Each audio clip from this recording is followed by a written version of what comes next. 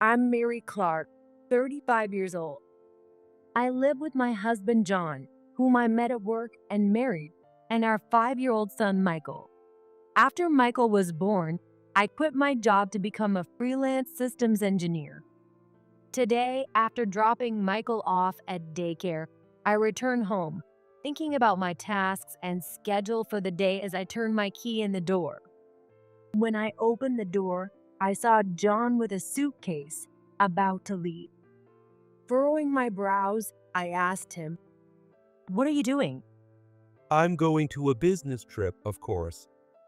"You never told me it. Where are you going to?" Singapore. "What? Overseas?"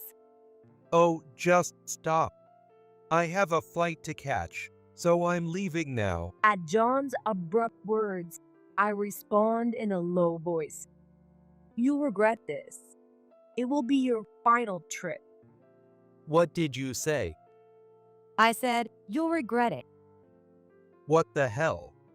Why are you so mad about my business trip? You're scary. Maybe I'll never come back. Leaving those words behind, John quickly leaves. Even though John said it was a business trip, I knew it was actually a trip with his mistress. How did it come to this? Left alone at home, I reflect on the past while considering my future. It all started when John missed out on a promotion. I didn't make it this year either. What? The promotion. I didn't get it. I see. But you worked hard. You've achieved a lot at work. So let's try again next year, okay? 6 months ago, John missed out on his promotion opportunity. This wasn't just a one-time occurrence. It had been happening for several years, with 40-year-old John remaining a regular employee while his peers and juniors steadily climbed the ranks. Despite missing out on promotions, John would always say he'd keep trying. However, he was different this year. It must be nice for you. What? You quit your job and went freelance so easily. You don't have anyone nagging you from above or younger bosses and colleagues making snide comments. Well, yes, but Maybe I should go freelance too. what? If I went freelance, I wouldn't have to deal with this crap every year. Well, working solo is pretty tough too, you know? Huh? Are you looking down on me? What? You mean someone like me couldn't make it on their own, right? John suddenly shouted. I wasn't trying to belittle him. In fact, our fields are completely different. John is in sales, and I'm in a technical role. As a technical professional, my job was more suited to freelancing than John's sales role. Even so, when I first went independent, I struggled with unfamiliar tasks like sales and network setup, and John should have known about these difficulties. But seeing him so different now, I was at a loss for words. Forget it. What? I'm just so tired of everything. What do you mean? I mean, I'm tired of work, family, and everything. John's words hit me like a punch. I'm going to bed. With that, he disappeared into his bedroom. The next day, he apologized, saying he was sorry for yesterday, but things started to change from then on. I'm going out for drinks tonight, so no need for my dinner. Okay, what time will you be back?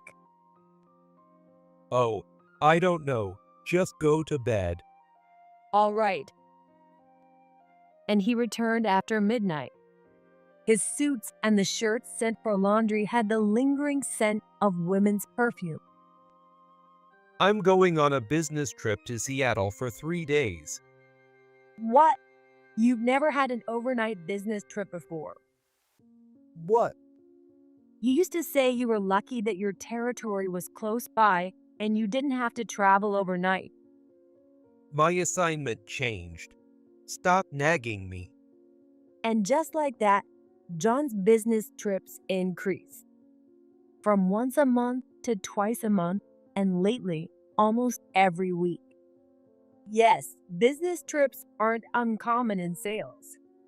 But at John's company, where I used to work, it's unusual for one person to have so many trips. Something was definitely off.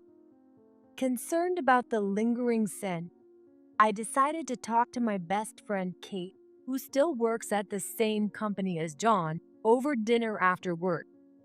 Sorry for calling you out so suddenly. No problem. How's Michael? He's staying at my parents' tonight. Alice is spoiling him like crazy. Oh, I see. I have a sister, Alice, who is 5 years younger than me and still single, living at parents' home. While my parents adore their grandchild, Alice is especially doting to the point where it's almost comical. Kate, having seen them together several times, laughed at the memory. So, what's up? Aren't you busy with work right now?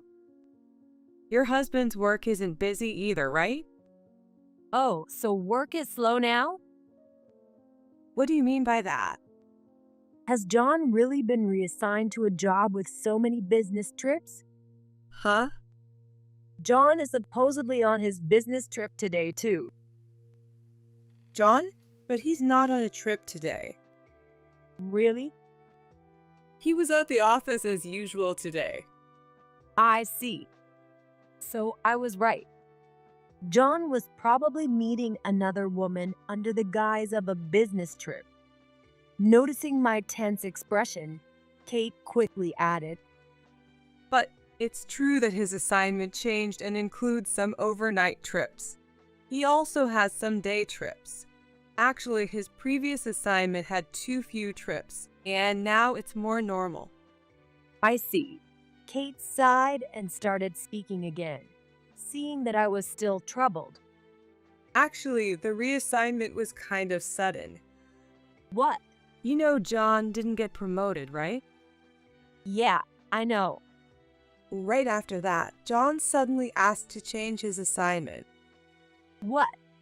I'm not in the same department, so I don't know all the details. But from what I saw, it seemed like John forced them to change his assignment. Really? Yes. Until then, he had requested assignments with as little travel as possible.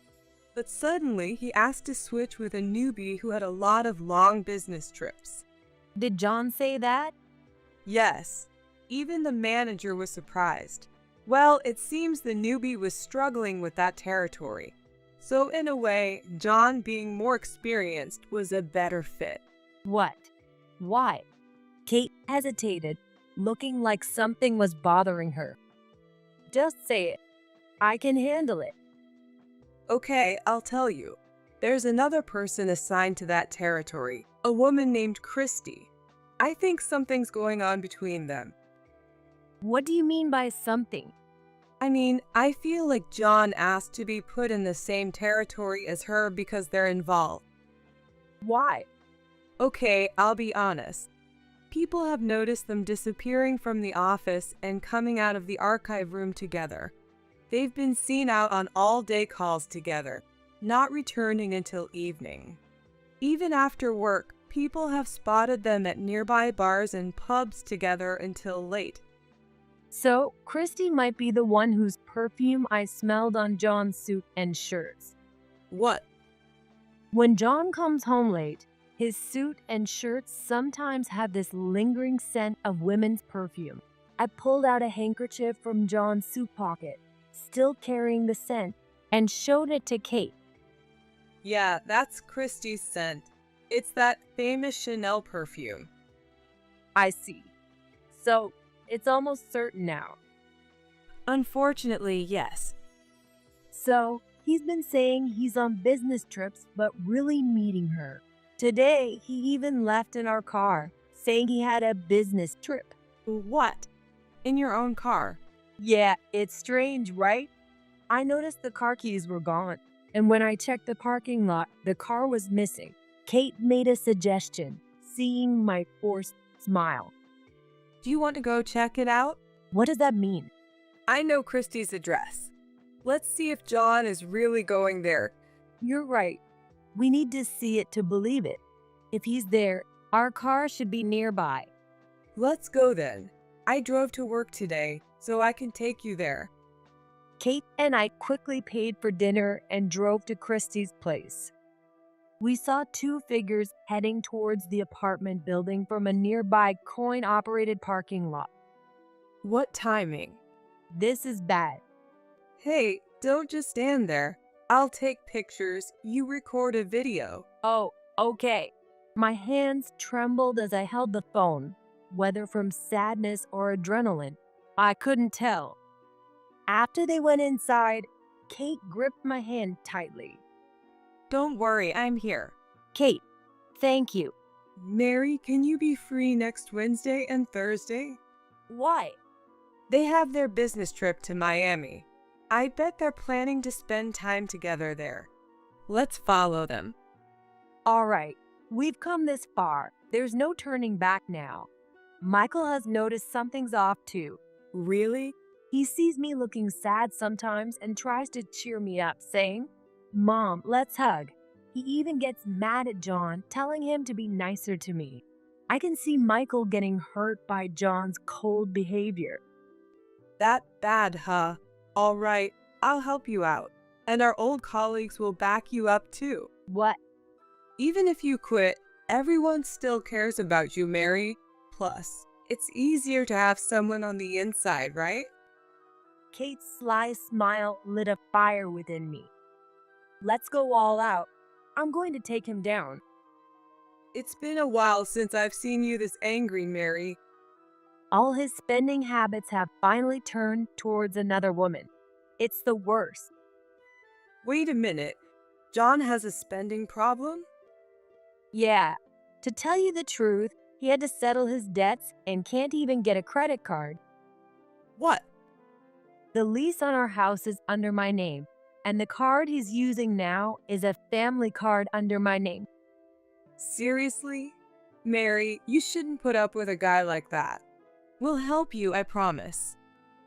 Let's go back to my place and plan this out. What? You said you'd drive me home, right? There might be some evidence there, and you're staying over tonight, Kate. Yes, ma'am. Got it, Captain.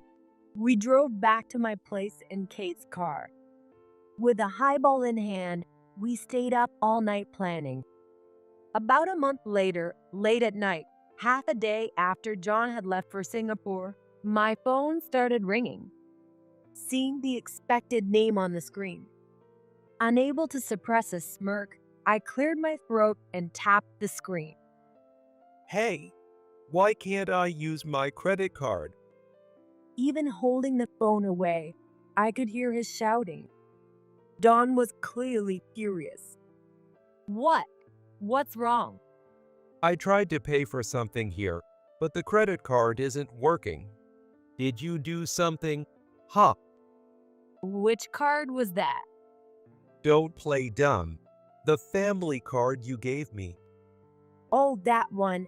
I canceled it. What did you say? Why? Because I don't need it. Are you kidding me? I'm using it. Oh, you mean the necklace, bag, and wallet from the luxury brand? I got a call from the card company because of the sudden high charges. What do you mean, a call from the card company? That card didn't have much activity for a long time, but then it was suddenly used frequently for expensive purchases. The card company thought it might be fraud.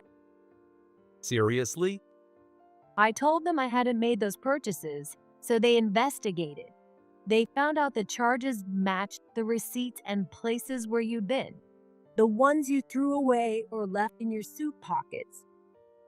So they realized it was my husband.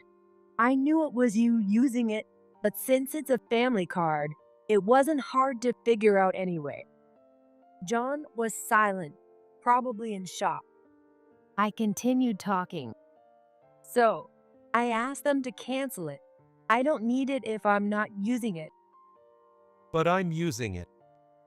Or rather, you're using it for someone else, right? What? Are you using women's jewelry and bags for yourself? What? Is that your new hobby?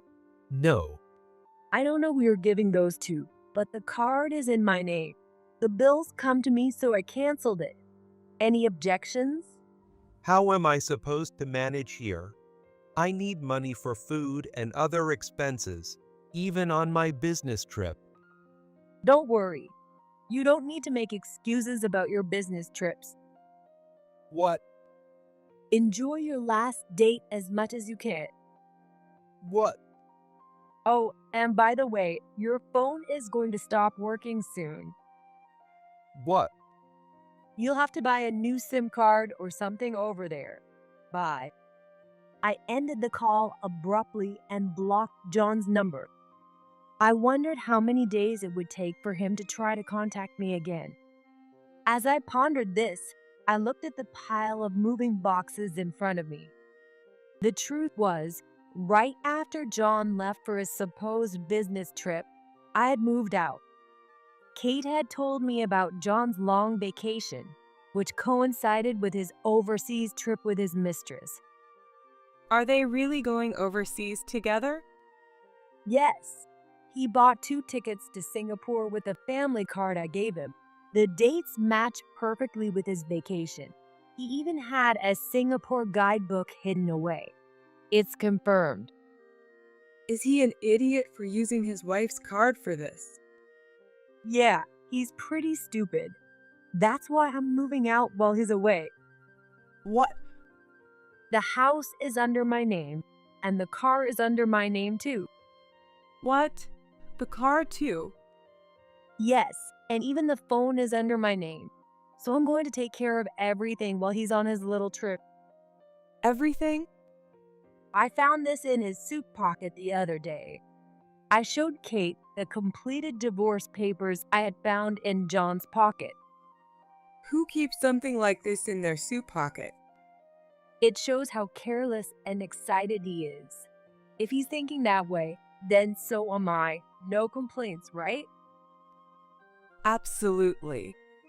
So, I'll get everything done at once. I remembered the day I found the divorce papers, feeling a cold anger. Packing, moving, and unpacking all in half a day was tough, but at least I managed to finish unpacking Michael's room by the end of the day.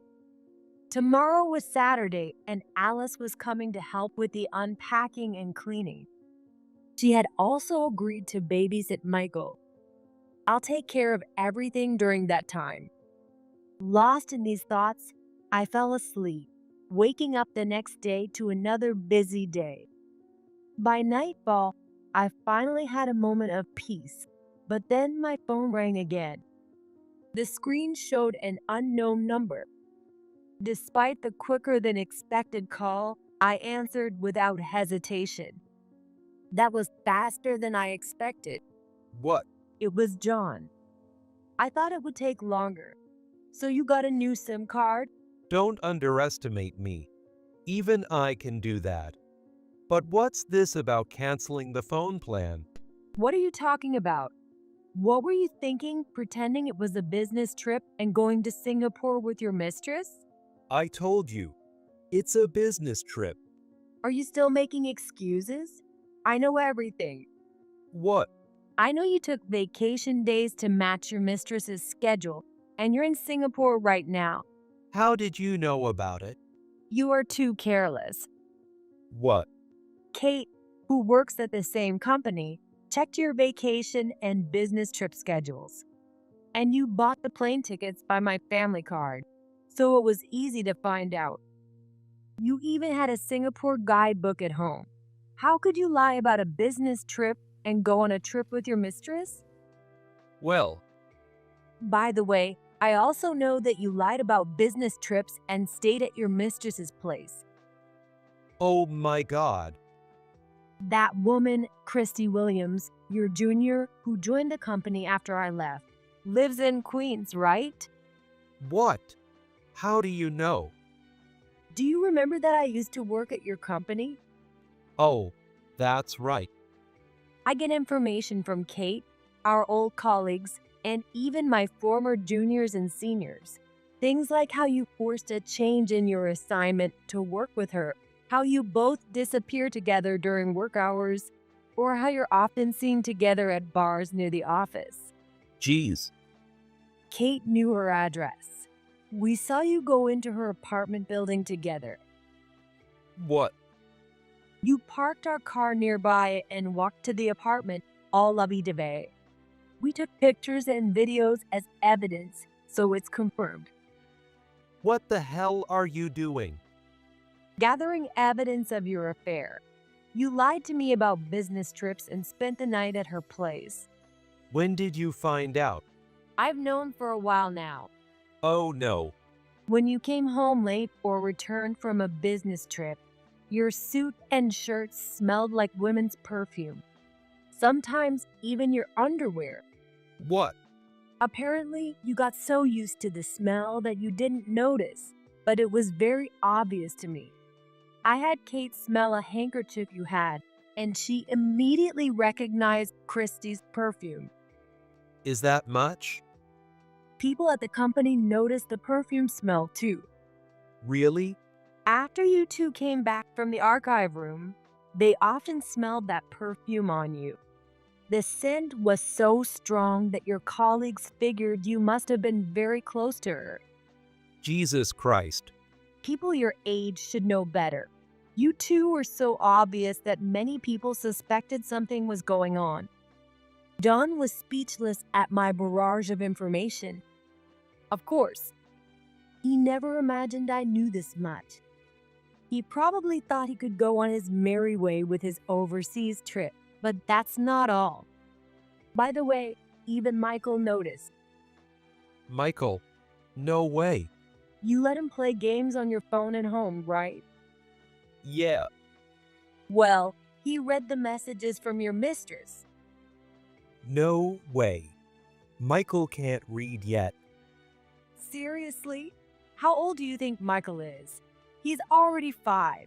He can read and write not just the alphabet, but even simple sentences. Are you really?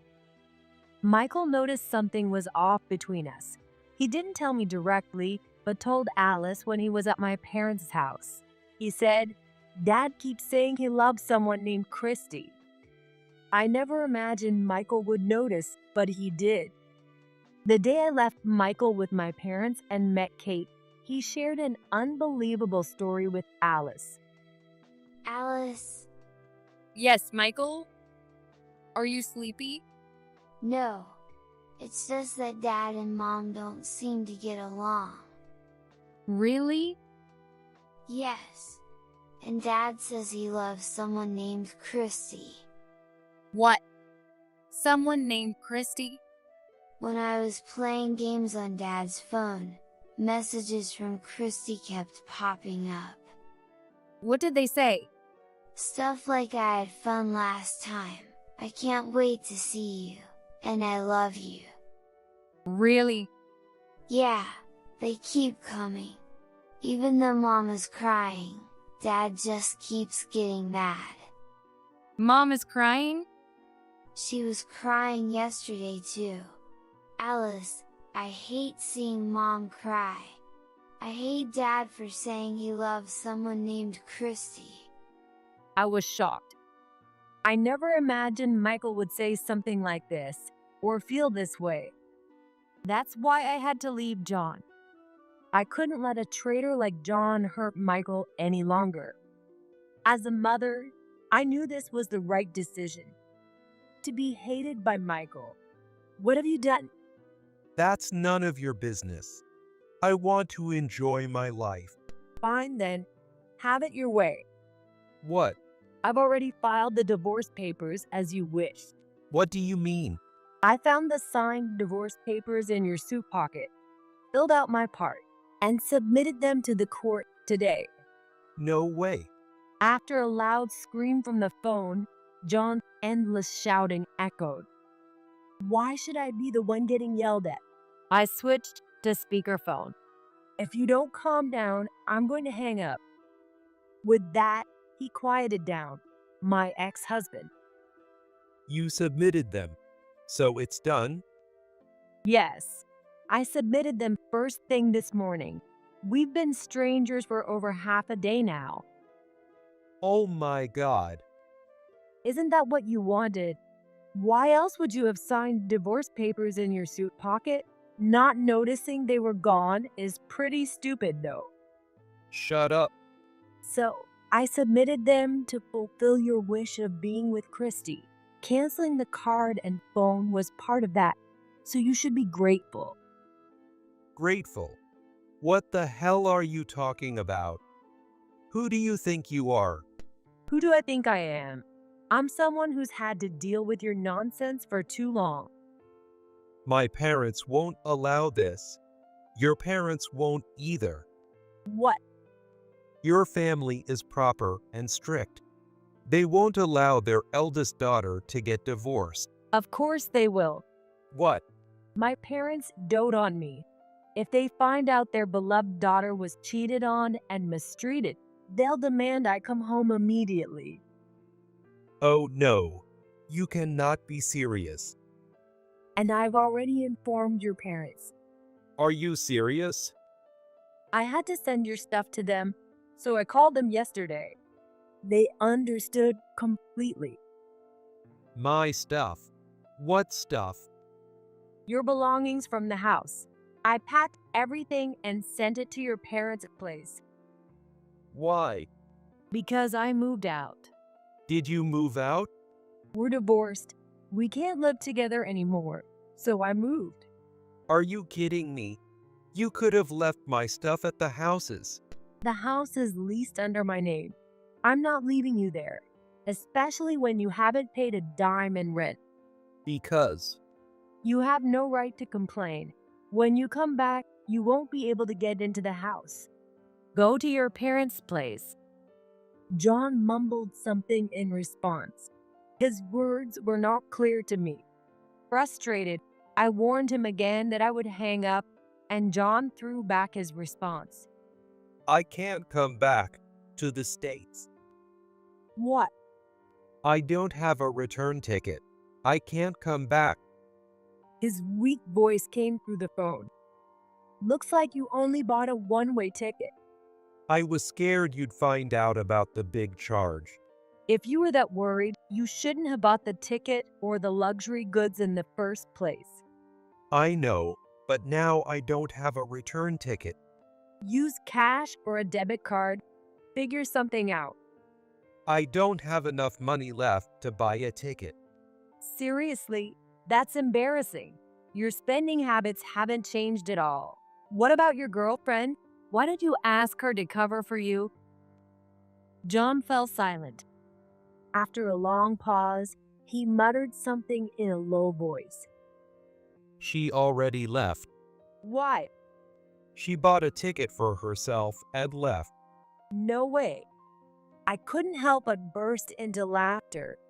I was in hysterics. John had been dumped by his girlfriend. I didn't know what happened between them, but it was a fitting end. Christy left you? Yes. So, she went back alone, leaving you behind? Did she tell you that a man with no money is useless? Well, I hit the nail on the head. She was the kind of woman who demanded luxury goods and overseas trips from a man. When the money runs out, so does the relationship. At her age, it makes sense for her to find another man who can support her lifestyle. It looks like your parting words came true. There really is power in words. what did you say? I told you you'd regret it, and you said you might never come back. I did say that. Now you have no money, no ticket, no family, no girlfriend. Why not just stay there? No way. I'm coming back. Do something. But you might lose your job too. Is there any point in coming back? What do you mean? I submitted evidence to your company. Evidence of what? Your affair with Christy. What? I couldn't let your little love affair, disguised as business trips and outings, go unchecked. I even went to your so-called business trip destinations to gather evidence. No way. I have plenty of photos and videos that will be very useful. You're crazy. No, you're the crazy one, abandoning your family for your selfish desires. I'm sorry. I don't need your last-minute apology. You and your girlfriend will have to take full responsibility for everything. What do you mean, everything? You have responsibilities to us, to the company, and to society. And you'll also need to repay all those unauthorized charges through our lawyer. What? You have no right to complain. This is the consequence of your actions. Do your best to find a way back home. I said everything I needed to say. There was nothing left to discuss. The rest will be handled thoroughly through my lawyer. I hung up and blocked his number again. Later, I found out from Kate that John had returned to the States. A lot happened after that, and today we're having a small celebration at my house, enjoying a relaxing lunch on this weekend afternoon. He stormed into the office, yelling at our manager, "It's not my fault. It's all her doing, trying to blame everything on you," Kate said with an exasperated look. He was probably furious. His parents took their time sending him the money for a return ticket. It can't be helped. His parents knew how unreliable he was and put their full trust in you, Mary, for supporting him so diligently. Betraying you is just him reaping what he sowed. Yeah, when I called about our divorce, his parents kept apologizing. 3 weeks is long enough for a grown man to figure out how to survive. By the time John finally returned, everything had changed. The evidence Kate and I submitted to the company was enough to take action. Christy, who had returned early, received an email from the company, came in crying, and had a meeting with her boss. If she was going to cry, she shouldn't have done it in the first place. That's harsh, but it's true for you, Mary. So, are you able to get the alimony? There's no way they can get out of it. Thanks to our brilliant lawyer, things are progressing smoothly. That's great. He's really amazing, isn't he? Yeah, thank you so much for the help. What about John? He's at his parents' house after quitting the company. His parents called me. They're really good people. How did they end up with a son like him? I wondered that too. And then? They assured me firmly that they would make sure you and Michael get the alimony and child support you need, so we won't have to worry. That's really comforting. Yes, all thanks to our wonderful lawyer managing things smoothly. I'll let him know. But seriously, I owe Kate and her lawyer boyfriend so much for their help this time. Michael, Alice, and my parents have also supported me, and we will need to continue supporting each other in the future. Is there anything I can do to thank them? I murmured softly, and Kate responded with a mischievous grin. What?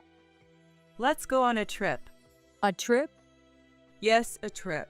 You deserve a change of scenery, and your family needs a break too. That's true. I do have some money now, and it's best to use it for everyone. Exactly. For now, just go on a trip with your family. Whether it's somewhere in the country or even overseas, it doesn't matter. Are you teasing me? No, I mean it. Do something big. You've gotten rid of all the unnecessary baggage. True. But how about you guys? Just treat us to something nice later. Our friends want to see the happy you again. Oh my gosh, you're making me cry. What? Everyone has been so good to me. Well, of course, you're loved by everyone. You'll be fine without a man or two in your life.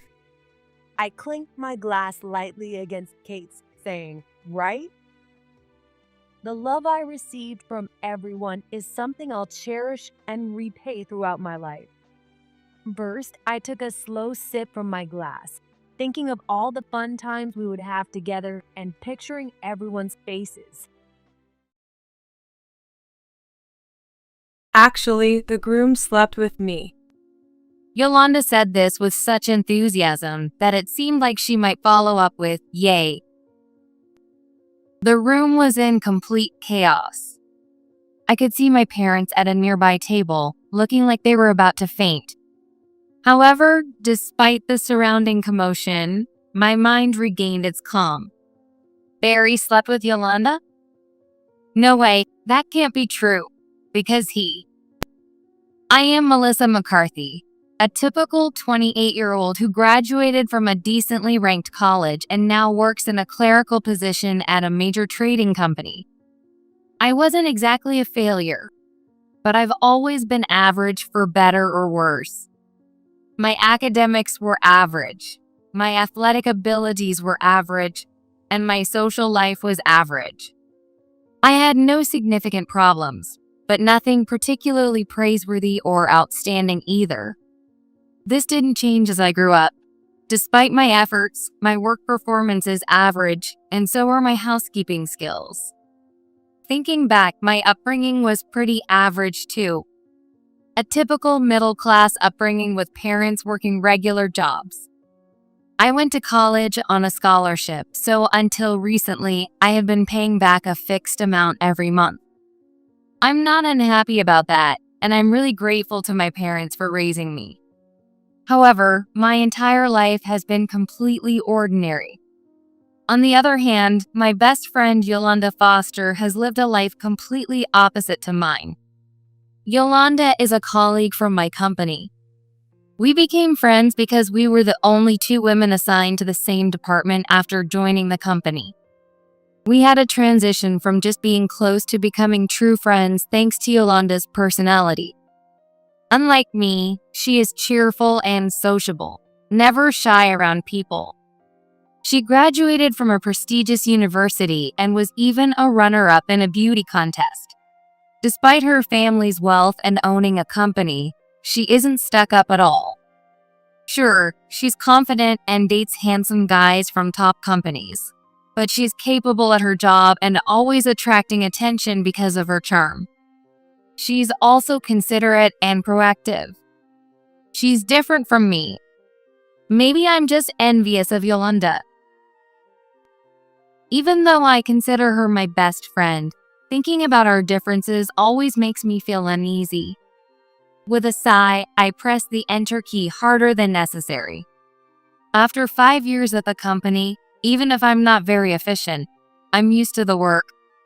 So, even while lost in thought, my fingers keep typing on the keyboard. Then, I feel a light tap on the back of my head. Hey, Melissa, what's with the sigh? Frustrated? It didn't hurt at all, but I turn around in my chair, rubbing the back of my head. Yolanda is standing there with a rolled-up document in her hand. Yolanda. Seriously, you haven't made any progress with your work? You're so inefficient. Lunch is in 30 minutes. Yolanda peeks at my desk and comments with a look of exasperation. I'm used to hearing this, but today it stings a bit. Wow, it's that late already? I need to hurry. I check the clock in a panic and get back to work. I have to finish this by 3 p.m. Hey, where are we going for lunch? Oh, sorry. I don't have time for lunch today. What? You're behind on your work. Come on, let's go. The Italian place on Oak Street. Wait, but I really don't have time. Before I can finish, Yolanda is already gone, walking briskly out of the office, probably heading to the restroom. Her neatly curled chestnut hair sways behind her slim back. Several male employees stop working to watch her leave. She's so pushy. That's her spoiled side showing. I think to myself, feeling it's no wonder I complain. Yolanda's bad habit is not listening to others. But I know she means well. Maybe she's trying to cheer me up and take me out for a change of pace since I'm clearly struggling with my work. I pulled myself together and focused on my work for the next 30 minutes until lunch break. Yolanda's favorite Italian restaurant is a 5-minute walk from the office. It's a stylish place with delicious food, quite different from the typical lunch spots for office ladies, fitting for someone like Yolanda. A $30 lunch? I would never come here alone. I really want a boyfriend. We're 28 already, right? It's about time to get married and leave the company. Oh, Melissa, you have a boyfriend, right? Despite her casual tone, she skillfully handles the knife and fork. I twirl some pasta around my fork, impressed by her upbringing showing through in moments like this. Yeah, I do. I reply, suddenly remembering something. Oh, right. I'm getting married next month. As I continue in the same tone, Yolanda's smooth movements come to a sudden halt. What? Yolanda's surprised voice drowns out the elegant classical music playing in the background. Wait, I didn't know about that. When did this happen? Well, he just proposed last week, and I haven't had the chance to tell you. By the way, what kind of guy is your boyfriend? I don't think I've heard about him before. Her eyes, framed by thick lashes, glare at me resentfully. Even though she says she hasn't heard about him, it's really because she never listened to my stories. Used to this by now, I brush off my irritation with a sigh and start explaining about my boyfriend. He graduated from the top university in the country and currently works at a top-tier company. We've been dating for 2 years since we met at work, and it's been a calm and steady relationship. Being with him makes me feel secure, and most importantly, I can be myself around him. However, as I approached 30, I started to worry about whether we would just continue dating or eventually get married. At that moment, as if he could read my mind, he proposed. So, Yolanda, I was wondering if you could give a speech at the wedding. Would you? I confide in Yolanda something I've been thinking about since the proposal. Her response is a bit reluctant, but she agrees. Given her pride, she might not be thrilled that her best friend is getting married before her. But as I naively thought that, I didn't notice the strained look on Yolanda's face. On the wedding day, Yolanda came to the waiting room before the ceremony started. Congratulations, Melissa. She walked in with a smile, looking so beautiful that she could outshine the bride. Since my groom, Barry, was there, I thought it was a good opportunity to introduce them. Thank you, Yolanda. This is my husband, Barry. Barry, this is my best friend, Yolanda. Nice to meet you. I'm Barry Klein. Melissa has told me a lot about you. Thank you for coming today. Barry smiled warmly at Yolanda and bowed his head. Nice to meet you. I'm Yolanda Foster. Melissa, when did you catch such a handsome guy? She replied in her usual tone, smiling back at Barry. After that, I expected her to stick around, finding excuses to stay longer, but she left the room quickly. I felt a slight sense of unease at her behavior.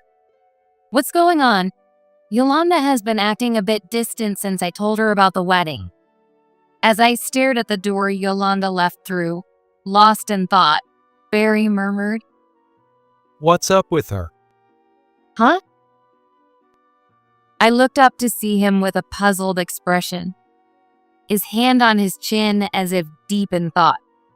When I asked what was wrong, he said he also felt something was off with Yolanda. When she saw my face, she looked surprised for a moment. Have we met somewhere before? Even as he said that, he didn't seem to recall anything. Yolanda is a striking beauty, so it's unlikely he's confusing her with someone else. Though we both felt something was off, we couldn't find an answer, and the wedding reception began. The large venue was filled with round tables, and everyone, familiar and unfamiliar, wore smiles.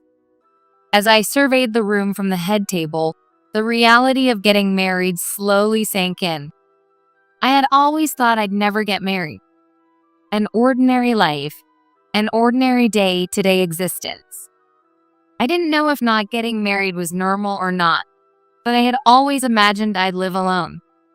Until I met Barry. The reception proceeded smoothly, and it was time for the friend's speech. I unconsciously looked at Yolanda. She stood up gracefully and walked towards us, her heels clicking on the floor. Wow, she's gorgeous, and is she a celebrity? Were among the whispers I heard. For some reason, instead of feeling inferior as usual, I felt proud of the compliments Yolanda received today. I looked up at Yolanda as she stood at the microphone, feeling unusually calm. She looked even more beautiful than usual today. I hope she finds a good guy soon, though it might be hard for her to choose because she's so picky. As I was thinking that, she suddenly looked at me with a mischievous glint in her eye. Melissa, congratulations. I was debating whether to say this, but I don't want to hide anything from my best friend, and I don't want it to come out after the wedding and cause trouble, so I'll say it. With that preface, Yolanda smiled brightly. Huh. The room started to buzz. My calm heart was suddenly thrown into turmoil. What is she going to say? When I turned to look at Barry, he looked just as confused. Barry glanced at me as if he had no idea what was happening. In hindsight, I should have stopped Yolanda then. Actually, the groom slept with me. Yolanda declared this with such an almost celebratory tone that it seemed like she might follow up with yay. The room descended into chaos. I could see my parents at a nearby table, looking like they were about to faint. However, despite the surrounding chaos, my mind regained its calm. Barry slept with Yolanda? No way, that can't be true, because he... Yolanda, what are you talking about? Sorry, I can't keep secrets. It's exactly what I said. We slept together. That's impossible. Huh? Yolanda's beautiful face twisted into a mocking smile. It was no longer beautiful at all. Because my husband. I'm gay. Barry's voice overlapped with mine. What? The microphone picked up Yolanda's dumbfounded voice. The room was in an uproar, and it was hard to tell who was saying what. Yolanda stood there, stunned. The speech was no longer the focus. At that moment, the door swung open with a bang, and a man burst in. Barry, sorry I'm late. The man at the entrance looked exactly like the groom. Yolanda looked back and forth between the man and Barry, speechless. Glad I made it, but what's with the mood here? The man walked towards us, puzzled by the atmosphere. As he approached, he noticed Yolanda and called out. Hey, long time no see. What are you doing here? He raised his hand and greeted Yolanda casually. Wait a minute. What? 2 berries? What's going on? Yolanda, who had been so assertive moments ago, now sat down weakly. Finally understanding the situation, I got up and walked over to Yolanda. Actually, Fred and my husband Barry are identical twins. At first glance, they look like the same person. But if you look closely, you can see their different personalities in their eyes. Barry, the older brother, has gentle eyes, while his younger brother, Fred, has a mischievous look. But unless you're close to them, it's hard to tell them apart. Unlike his brother, Fred graduated from high school and has been working part-time since. He's sociable and good at interviews, but he keeps quitting jobs and looking for new ones. Fred also has a complicated relationship with women.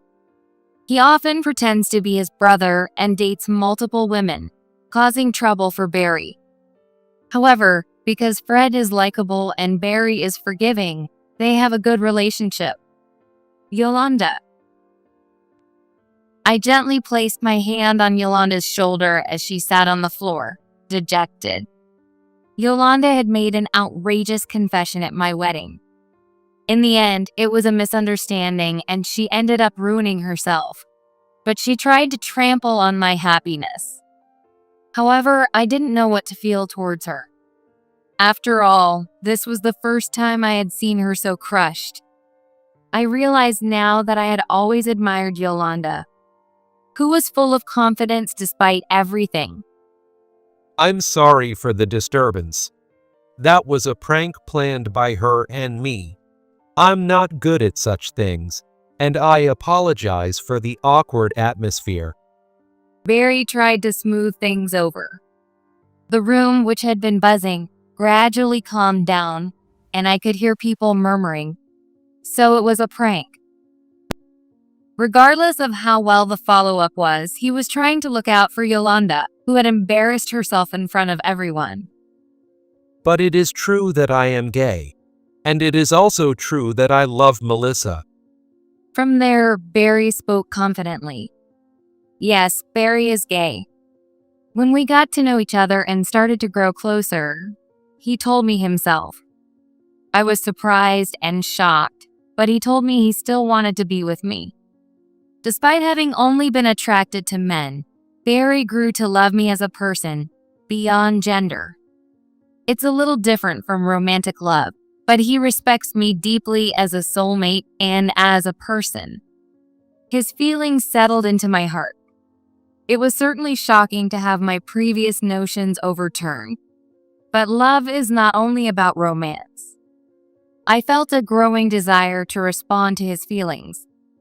I decided to love everything about him, his career, his good looks, his pure-hearted nature, and the fact that he sincerely faced his identity as a gay man while loving me.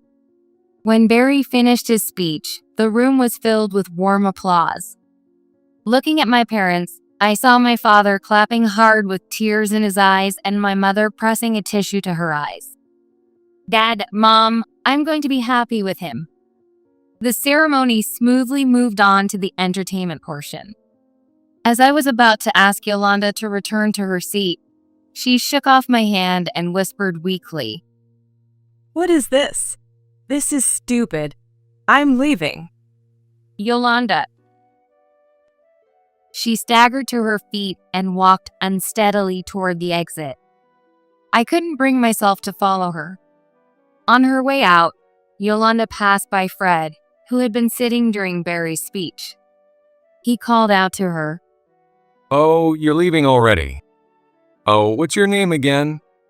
I forgot, but let's hang out again. I don't need a girlfriend right now, just friends.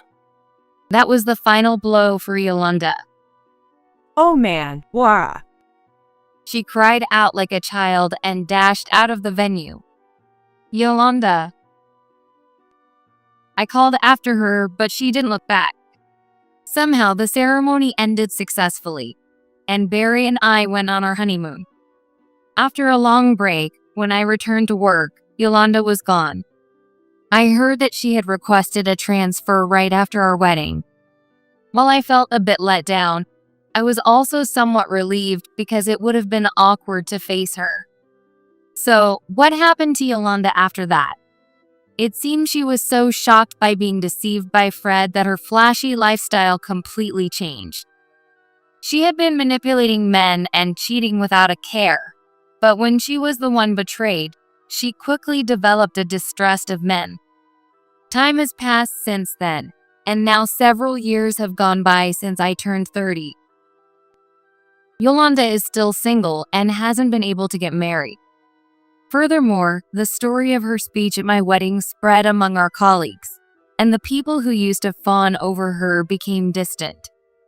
Her prideful nature meant even the younger colleagues didn't warm up to her, leaving her completely isolated and in the position of an office queen bee.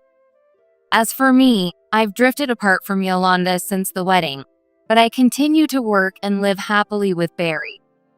Though we sleep in separate bedrooms, our hearts are undeniably close, and we can proudly say that we are each other's only partner. Marrying Barry made me realize what true love is for the first time. I look back and wonder what those days of lamenting about my ordinary life were for. as I am now so incredibly happy every single day. Don't you dare take her to a doctor. I noticed a strange swelling in my 10-year-old daughter's belly. As I hurried to take her to the hospital, my husband yelled and blocked my way. Why was he so frantic? Was there something he feared would be discovered during the examination? When I quietly took my daughter to the hospital, the doctor gave us a diagnosis that I never expected. And from my daughter's own words, I learned a shocking truth that left me trembling with rage. I will never forgive him. This anger was directed at my husband, whom I thought adored our daughter. I never imagined he could do such a thing. My husband, Kenny, and I worked together at my father's toy company, though we joined the workforce at different times. It eventually led to an office romance and then marriage. After getting married, I resigned, and a year later, I found out I was pregnant. But not everything was going smoothly. This all happened when I was 9 months pregnant. Kenny, what's the meaning of this? What's got you so angry? I mean this. Don't you have anything to say about this bank account? That is... My husband had withdrawn $3,000 from our joint saving without telling me. The baby is coming soon, and we need every penny. What on earth did you spend such a large amount on? I was furious because we had been saving every month for the future. I spent it on anime. There was this character I really liked, and I just had to have the merchandise. Kenny's mumbling and lack of clarity in speech finally pushed me over the edge with anger. Anime, with a family on the way, what are you thinking? We're getting a divorce. Wait, just calm down, okay? He was panicking, trying to soothe me. I am calm. Who do you think made me this angry? Do you even understand what being a parent means? I'm sorry. I won't do it again, I promise. Please forgive me. Watching him beg for forgiveness, my anger began to subside. I regretted impulsively mentioning divorce. Considering the arrival of our child made me nervous about raising her alone, so I decided to forgive Kenny. After that, he seemed to have learned his lesson and enjoyed his hobbies with just his allowance. Soon after, I gave birth to our daughter. The daughter, born 10 years ago weighing just over 5 pounds, is now in 4th grade. I used to worry about her slow growth compared to other kids, but now I realize it was unnecessary worry. I might soon be taller than you, Mom. Jennifer, innocently laughing, had shot up in heights in starting elementary school and might indeed surpass me soon. She even looked mature for her age, often mistaken for a middle schooler. As for Kenny, he lacked fatherly awareness for a while after Jennifer was born, doing things only when I asked him to. I can't exactly pin down when that started, but seems like he started getting oddly interested in our daughter since she started growing up, and he began actively participating in parenting too. Kenny adores our only daughter, and Jennifer loves her dad dearly. All right, Jennifer. After we take a shower together today, let's sneak some ice cream without telling Mom. Yeah, let's do that. Daddy, let's go take a quick shower. Hey, Mom can hear everything, you know? It wasn't just the shower. They sometimes slept in the same bed too, a habit from her early years, which I found endearing.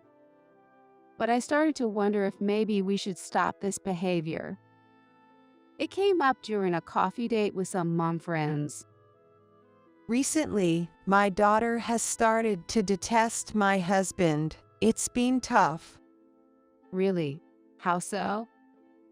She tells him, "Dad, you stink. Don't come near me," in such a strong tone that my husband is getting depressed.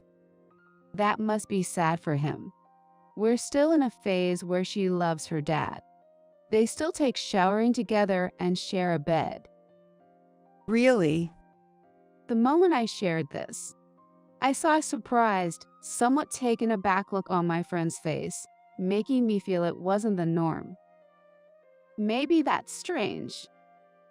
Not necessarily strange. My husband stopped showering with our daughter before she reached second grade, saying it felt embarrassing for him. Is that so? But my daughter is 10 now, and her body is starting to change, becoming more like a woman. Jennifer is quite mature, isn't she? But it's nice that she loves her dad. My friend tried to reassure me, but I couldn't shake the thought from my mind. So that night, I brought it up with Kenny. "Hey, how long do you plan to keep showering with Jennifer?" Huh? Why ask all of a sudden? But well, as long as possible, I guess. Are you serious? My friend's husband stopped before their daughter was in second grade because he felt it was inappropriate. So what? That's them. Jennifer loves me, so it's fine. Kenny seemed not to take it seriously. Thinking deeply wasn't his thing. But I wondered if there would come a time when Jennifer naturally starts to avoid her father. She doesn't seem to mind now, so I decided to wait and see a little longer. However, I would later regret not considering this more deeply. A few weeks later, one morning. "Jennifer, good morning. Hurry up, or you'll be late." Good morning. "What happened to you?" My daughter's pajamas were strangely disheveled when she woke up. I had noticed her clothes disordered before, but that day, she also seemed listless, pale, and downcast. "Jennifer, are you okay? Do you feel sick? Does something hurt?" No, I'm fine. Maybe I'm just really hungry. I've been getting hungry a lot lately. Maybe it's a growth spurt." She forced a bright smile, but her evasive manner made me suspicious. "You can tell me if something's bothering you, anytime." Yeah, I got it. She quickly looked away, then started eating her breakfast with a smile. After this incident, I noticed a change in her. Gradually, Jennifer began avoiding Kenny. Jennifer, what shall we talk about while lying in bed tonight? I think I'll sleep with Mom tonight. I have a lot I want to talk to her about. You can talk to Mom anytime, right? Dad only gets to talk to you at bedtime because of work. Yeah, I know, but She averted her eyes from her father and fell silent. I promised Jennifer we'd have some girl talk tonight. Another time with Dad, maybe. I playfully bailed her out, and Kenny clicked his tongue and left the living room. "Are you okay? You can say no to Dad if you don't like it." yeah, thanks, Mom. She continued to avoid her father, who still tried to invite her to showering and sleep together. "Jennifer is hitting puberty. Maybe you should stop pressuring her." I hinted to Kenny, but he looked alarmingly angry. I was happy to see her grow and naturally start to set boundaries with her father, but it seemed he saw it differently. Perhaps it's hard for a dad to accept his daughter drifting away, so I didn't dwell on it much. Months later, I was shocked to see Jennifer's lower abdomen unusually swollen one morning. Guess what? Jennifer's lower abdomen is oddly swollen. "Jennifer, what happened to your belly?" What do you mean? She seemed unconcerned, but it was clearly not normal. "Look at this, Kenny. Shouldn't we take her to the hospital?" In a rush, I called my husband from the bathroom where he was getting ready and showed him Jennifer's swollen belly. Don't you dare take her to a doctor. After a brief look of surprise, he suddenly raised his voice and started to panic. But this swelling in her belly is definitely not normal, right? Anyway, going to the doctor is out of the question. Don't you dare take her there. Kenny kept insisting on it before heading off to work. Something is not right. But I can't just not take her to the hospital. Of course, I feel responsible for not noticing sooner, but there's no time for leisurely talk. It could be too late if something happens to her. Jennifer, we need to go to the hospital. Get ready. But Dad said not to go. We'll handle it. Don't worry. I just had to get her in the car and drive to the hospital. Jennifer, it's going to be okay. Everything will be fine. Once we arrived at the hospital, I tried to calm my increasingly anxious daughter as we waited. Feeling her belly again, it was noticeably swollen in the lower abdomen. Mom, I'm sorry for keeping quiet. I've been feeling sick and haven't been able to eat much lately. And recently, there seems to be something in my belly. The dreadful thought that she might be pregnant crossed my mind. But my daughter is only 10 years old. If that were the case, then who could the guy who got her pregnant be? The very thought sent shivers down my spine. Soon the examination was over, and the doctor gave us unexpected results. If only I had paid more attention to you, this wouldn't have happened. I'm sorry. No, it's not your fault, Mom, but Dad. Gradually, Jennifer started to reveal bits and pieces of what happened to her. What she disclosed was a shocking truth that had been hidden. As I stroked Jennifer's back as she cried, my emotions were in turmoil with anger towards my husband and an indescribable sense of disgust. I won't ever forgive him doing such a thing to my daughter. I was determined to make him regret it, no matter what. Immediately upon returning home, I checked Kenny's study, then made a phone call to a certain place. Next, I texted my husband. I'll be late tonight due to the neighborhood association meeting. Jennifer is feeling unwell and sleeping. With everything set, I left my daughter at my parents' house and waited at home for my husband's return that night. When he was about to come home, I pretended to be Jennifer and hid under her covers in the bed, holding my breath. I'm home. Kenny came home earlier than usual, seemingly in a good mood, went straight to his room, and then entered my daughter's room with something in his hand. He stood by the bedside, convinced that our daughter was there, and ran his hand over the covers. Just as I suspected. Despicable! Hiding under the covers so he wouldn't notice, my disgust grew as he continued to touch. Jennifer, you're feeling unwell, aren't you? Are you okay? I shook my head under the blanket, and then he started speaking in a coaxing tone. Let me see your face. Maybe you'll feel better after seeing Daddy, huh? Kenny kept talking persistently and even tried to forcibly remove the blanket. The struggle ensued between me, holding the blanket tightly, and my husband trying to see my face at all costs. You don't have to be shy anymore. Daddy has been lonely because Jennifer has been so cold lately. With a voice that sounded more like he was talking to a lover than our daughter, I gritted my teeth and endured, despite the creepy feeling. Looks like Mom's gonna be late coming home tonight. So now's the perfect time to take it easy and spend some quality time doing our usual thing, you know. Unable to bear the eerie voice any longer, I grabbed the blanket and pulled myself up. What do you mean usual stuff? What are you taking your time with? Well, Jennifer, What are you doing here all of a sudden? Shocked, Kenny stumbled backward, fell down, and scattered what he was holding across the floor. Then, seeing me, he got a panicked look. Why is Natalie here? What about the neighborhood association meeting? Where's Jennifer? Oh, that was a lie. I had to do it to expose your true self. What? That's slow of you. Say what you will.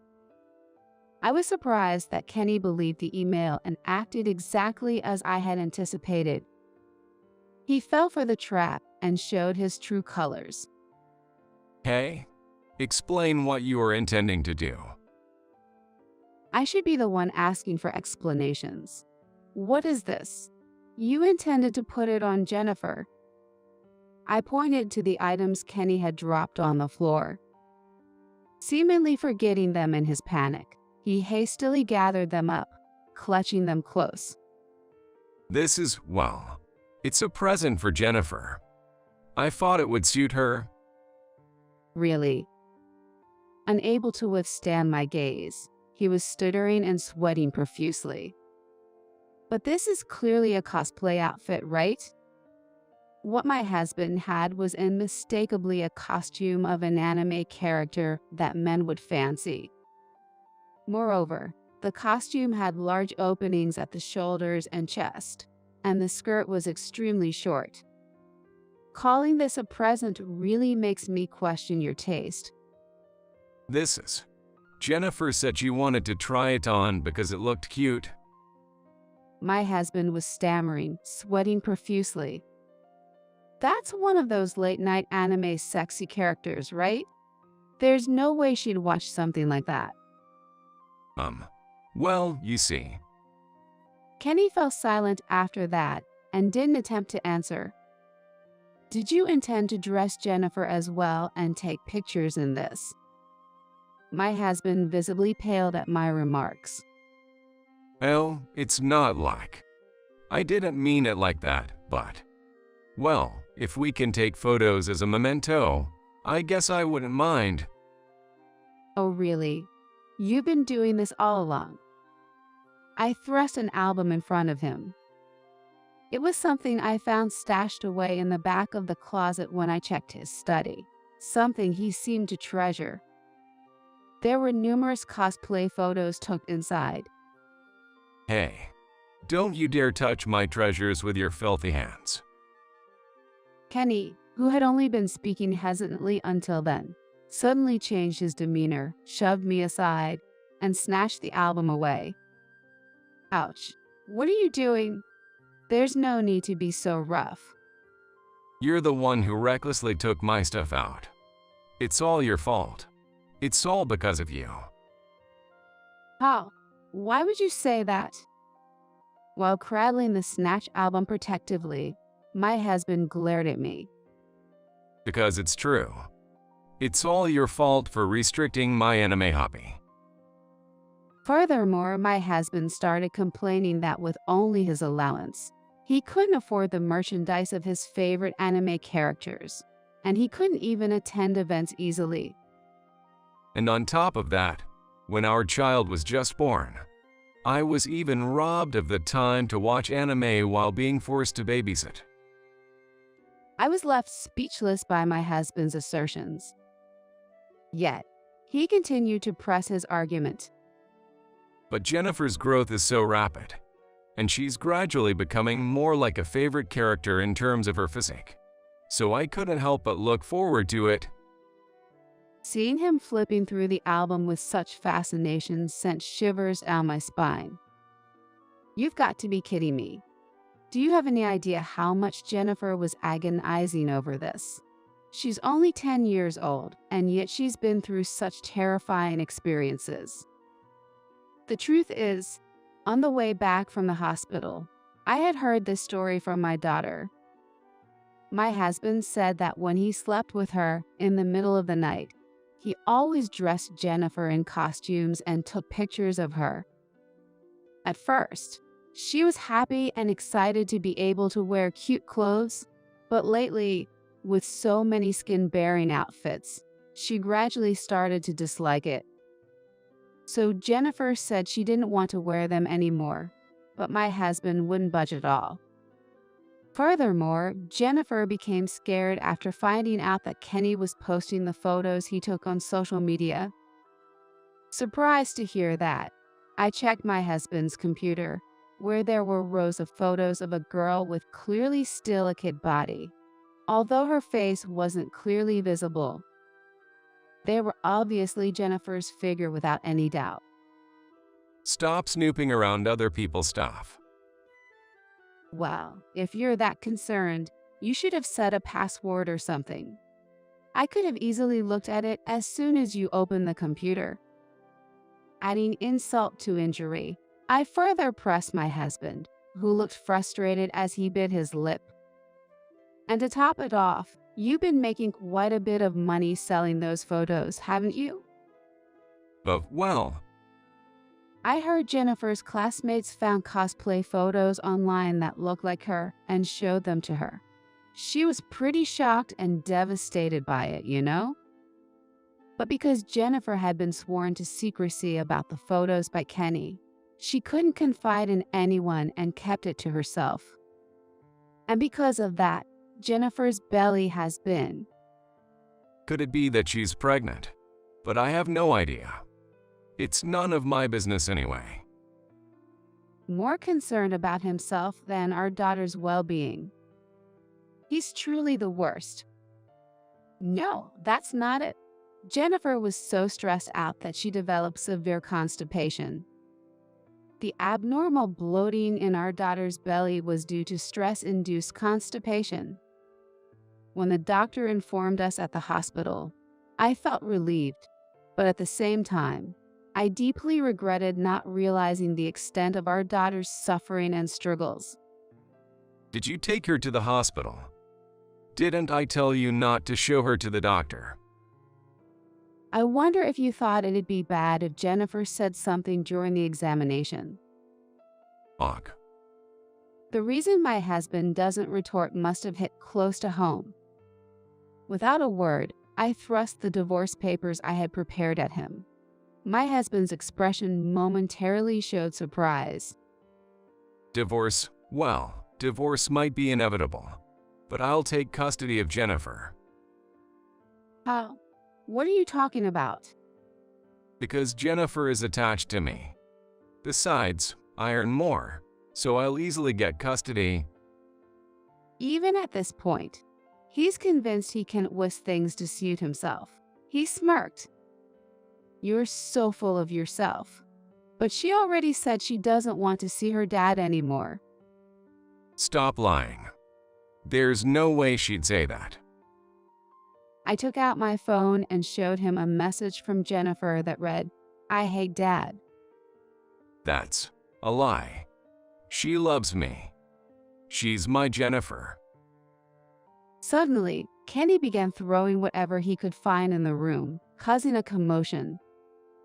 It was ridiculous, like a child throwing a tantrum after having their toy taken away. Seeing it was futile to intervene, I watched in disbelief. It's your fault. I'll never forgive you. A few minutes later, when there was nothing left to throw, he turned his angry gaze toward me, but his childish behavior just made me sigh. I never imagined my husband could be such a wimp. But I can't afford to lose for the sake of my precious daughter. I've already told my parents everything about our divorce and the reasons behind it. You have to explain it to your parents yourself. I could explain the truth without twisting it, but what will you do? Wait a minute. Does your dad already know about this? That's what I just said, isn't it? Why do you always do whatever you want? This is our family's problem. It has nothing to do with your parents. While scratching his head in frustration and pacing around the room, my husband began to vent his irritation at me. It's not unrelated. Jennifer is our precious granddaughter. At that moment, the door opened and my father walked in. My husband, who had been so confident until then, shrank back in surprise. Sam? With the arrival of my father, Sam, who is not only Kenny's father-in-law, but also the president of his company, Kenny, who used to be full of confidence, suddenly shrunk. First, as the president of your company, let me tell you, we run a company that makes toys that make children excited. We don't need employees who treat children like products. You're fired. That's Sam. Please spare me that much. Although my husband panicked at the idea of losing his job, my father continued speaking without paying any mind to it. As Jennifer's grandfather this time, knock it off. It's disgusting to look at your own daughter like that. I'm sorry. Please forgive me. I won't do it again, I swear. Please. Kenny panicked and offered a sincere apology to my father. Natalie, can't you say something to Sam? Convince him for me. Seemingly realizing he couldn't handle it alone, my husband came crying to me for help. As far as I'm concerned, we're already divorcing and becoming strangers. Whatever happens to you doesn't concern me anymore. The company's affairs are decided by my father anyway. Don't be so cold-hearted. We've been married for over 10 years, haven't we? Unfortunately, that's true. As I sighed, my husband seemed to think I might forgive him, so he crept closer to me. I regret not divorcing when I found out about the embezzlement of savings before Jennifer was born. Pushing Kenny away, I once again placed the divorce papers in front of him, and he suddenly became defiant. I'm not getting divorced. I take back what I said earlier. Since you haven't signed it yet, it's fine, right? How? What are you talking about? No matter how much you say that, my decision to divorce is firm, so it's a waste of time. Despite my refusals, my husband, who kept coming closer, finally prostrated himself before me. Let's just calmly talk this over, Natalie. If we talk, we'll eventually understand each other. Nah, it's already impossible. Still persistent, my husband continued to cling to me, crying. Then, if I said I'd give up this hobby, would you forgive me? Please forgive me. I couldn't help but regret marrying someone so selfish and self-centered, who only thinks of themselves. I'm tired of you only caring about yourself. Think about how deep the scars on Jennifer's heart are. Compared to that, your job loss is nothing but a joke. But... Even as I looked at him coldly, he continued to mutter excuses. Stop with the excuses and nonsense. You involved our precious daughter in your hobby, treated her like a product, and expect forgiveness. Goodbye already. Unable to say anything in return, my husband slumped to the floor and began sobbing uncontrollably. In the following days, the divorce between Kenny and me was finalized. I made sure to dispose of all the photos we had taken of our daughter, wiping out every trace of them. I demanded a lump sum of $100,000 from my husband as compensation for the emotional damage to our daughter and child support. And as my father had declared, he was indeed fired from his job. There were various speculations within the company about his sudden resignation, but eventually, the talk faded away, and my husband, who wasn't particularly good at his job to begin with, was completely forgotten. Kenny apparently went into debt for the compensation, and now he works multiple part-time jobs every day. On the other hand, my daughter and I moved back to my parents' house and started a new life. Jennifer, who is now cheerful and smiling every day, attends school energetically.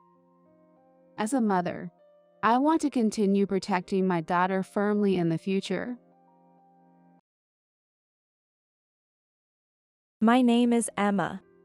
I'm 28 years old. I work in the general affairs department of a relatively large trading company. My boyfriend is Bob.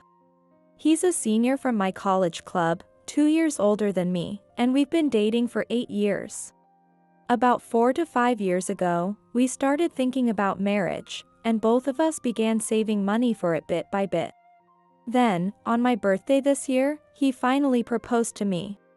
I had this girlish fantasy where he would snap his fingers in a fancy restaurant, enjoying a delicious meal and wine, and a waiter would nod, dim the lights. A spotlight would then shine on our table alone, and he would take a small box from his inner pocket and gently open it.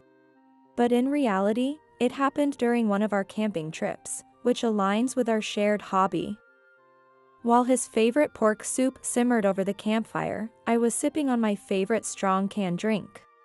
When the logs in the campfire crackled, he rummaged through a bag, pulled out a small box, and said, "This, "What's this?" it's a ring. A ring? Yeah, let's get married. It's about time we made it official, don't you think? I guess it's about time for me too, so sure. All right, it's settled then. Yeah. Cheers. We were quite tipsy at the time. Looking back, I thought we could have done something a bit more special, but a celebrity-style proposal just wouldn't suit us. Perhaps this kind of proposal was just right for us. Sometime after the proposal day, Bob came to greet my parents at my home. I'm nervous. Just think of this as the first challenge and do your best. It's for us, after all. Well, today is my challenge, but next time it's your turn. Yeah. I'm fully prepared. I'll take today's experience with you as a reference. Sheesh, you're as shrewd as ever. Blame yourself for falling for such a woman. Look, you can see the house now. All right. Let's do this with spirit. Spirit is good, but make sure your appearance is neat too. Look, your tie. Saying that, I straightened and tightened his tie. Do I already sound like a wife? I was a bit pleased, but that's a secret from him. My parents' house is a standalone home in the suburbs. The house itself has 5 rooms, but the yard is quite spacious. My father has always loved the outdoors and met my mother while mountain hiking. That's probably why I also love the outdoors and took up camping as a hobby.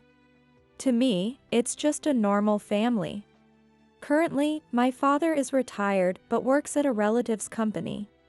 I joined the company with enthusiasm, but I hardly get any significant work. Still, I get paid, so life is pretty cushy. Ha! So he says. Well, both of my parents are healthy and cheerful, which I tell myself is a good thing. When we arrived at the house, my parents greeted us together at the door. Bob seemed really nervous. Nice to meet you. I'm Bob.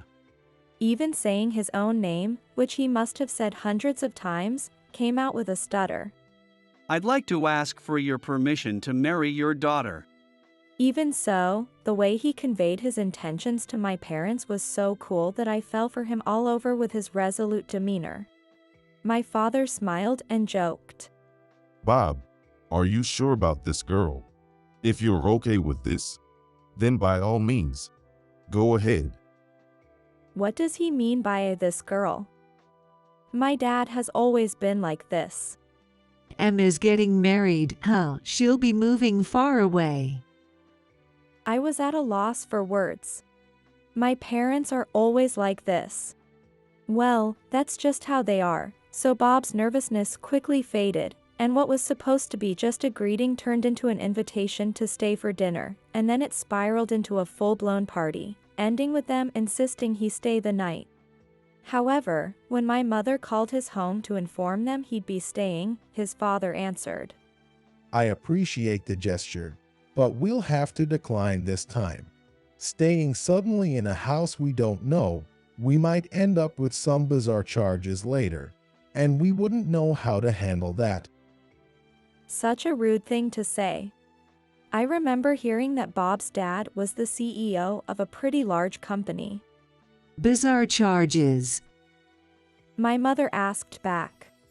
Yes, I'm a CEO, and Bob is the son of a CEO. There are many out there eager to leech money from us, and it's a nuisance. I don't want any relations with those who have a beggar's mentality. So, are you saying that we are those penniless beggars? Anger was seeping through my mother's voice. I'm saying there's a possibility. Understood. Then I'll tell Bob to go home. Yes, please do. With that, the call ended. Who does he think he is? So rude. My mother was furious. What happened? It's nothing. I kindly offered for Bob to stay, and his father accused me of trying to extort money. Bob arrived at that moment. I'm sorry. My parents have been scammed before, so they tend to be suspicious of people's kindness. It's not your fault, Bob. Well, we'll just have to slowly build a good relationship. Today was fun. Please take good care of Emma. My father was patting Bob's shoulder as he apologized. Ultimately, Bob did not stay the night and went back home.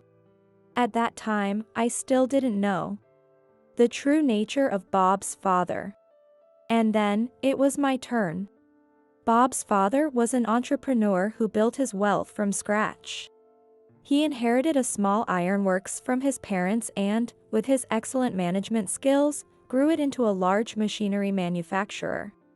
Of course, his parents' home was also luxurious. Surrounded by high walls, it was a 3-story building made of reinforced concrete. Seeing such a grand house could make one feel intimidated. Now it's Emma's turn to be nervous. Bob joked. Of course I'm nervous. Look, there it is. Make sure you're well dressed. Thanks. Nervous, I entered the house and greeted my MIL, Jessica, who led me to the sitting room. There sat my FIL, Tom. Jessica prompted me to sit down in front of Tom. Hello, nice to meet you. My name is Emma. I am about to marry your son, Bob. It's a pleasure to meet you. I'm Tom, Bob's father. Sorry to trouble you today. Well, I guess it's impossible not to be nervous, but make yourself comfortable. Thank you very much. Meeting Bob's father for the first time. He had a rather stern look, and he seemed to be in a bad mood. But let me ask you straight. What's your motive? My motive? To put it plainly, I'm the CEO of a major company. As you can see, I have considerable assets. I'm asking if that's your motive. I was taken aback. Motive?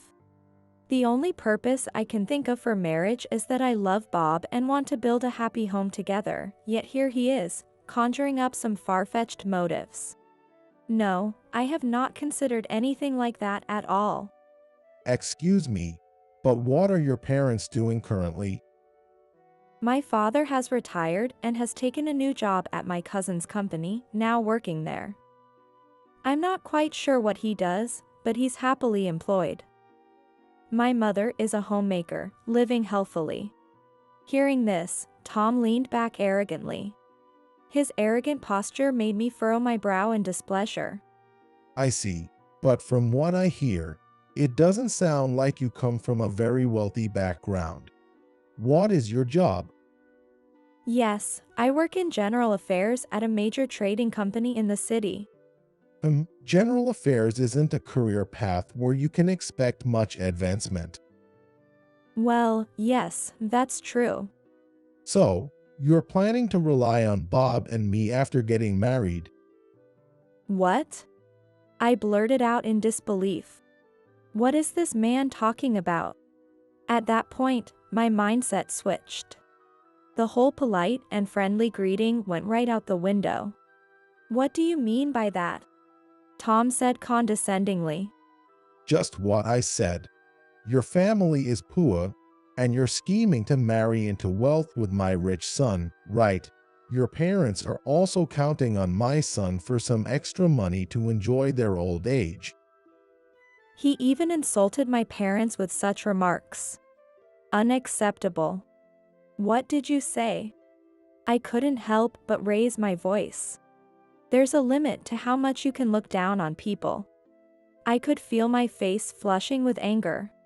Bob tried to intervene. Dad, that's going too far. Her parents were nice people. When I went to greet them, they welcomed me warmly. They're not the type to aim for a marriage of convenience or to depend on others. But his father brushed him off. Be quiet. You are too naive, Bob. Let me handle this.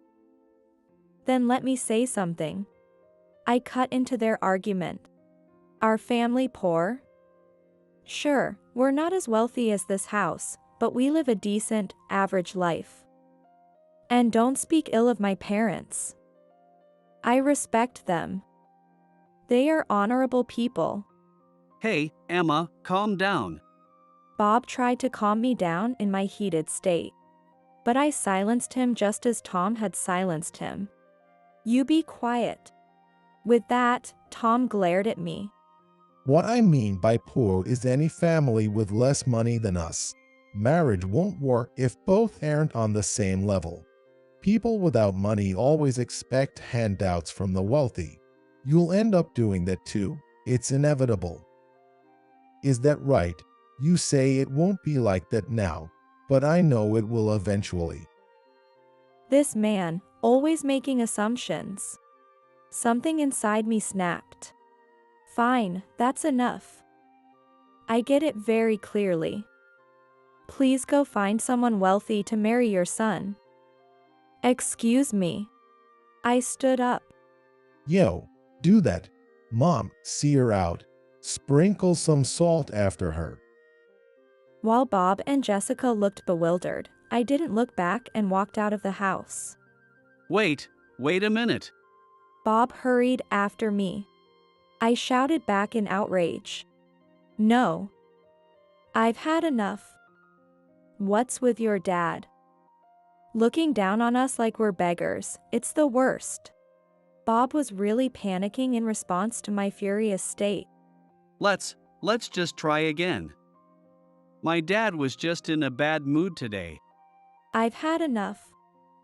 Why do I have to be insulted like that?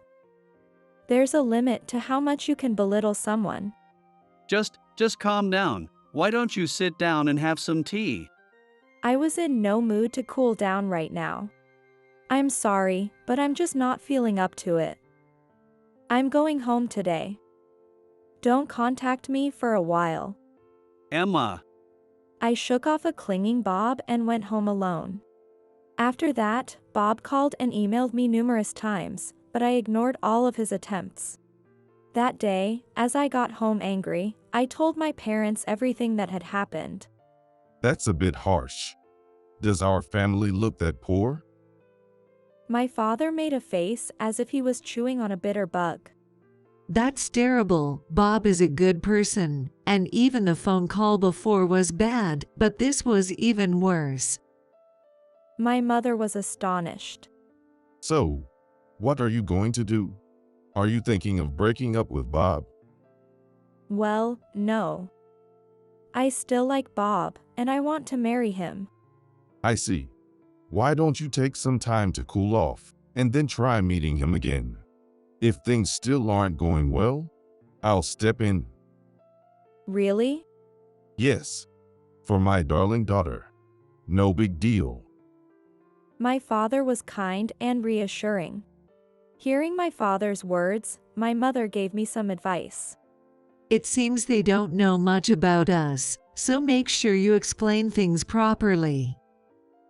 Persuaded by my parents, I decided to meet Bob's parents again. I resumed contact with Bob and asked him to let me meet his parents again. Bob was delighted and quickly arranged it. It felt like the bell for round 2 was ringing. The opponent was formidable. Am I Don Quixote heading towards a giant windmill, or am I a hero fighting a villain? The meeting at Bob's house was set for Saturday on the weekend. Though a showdown sounds like a Friday thing, for me, it was Saturday.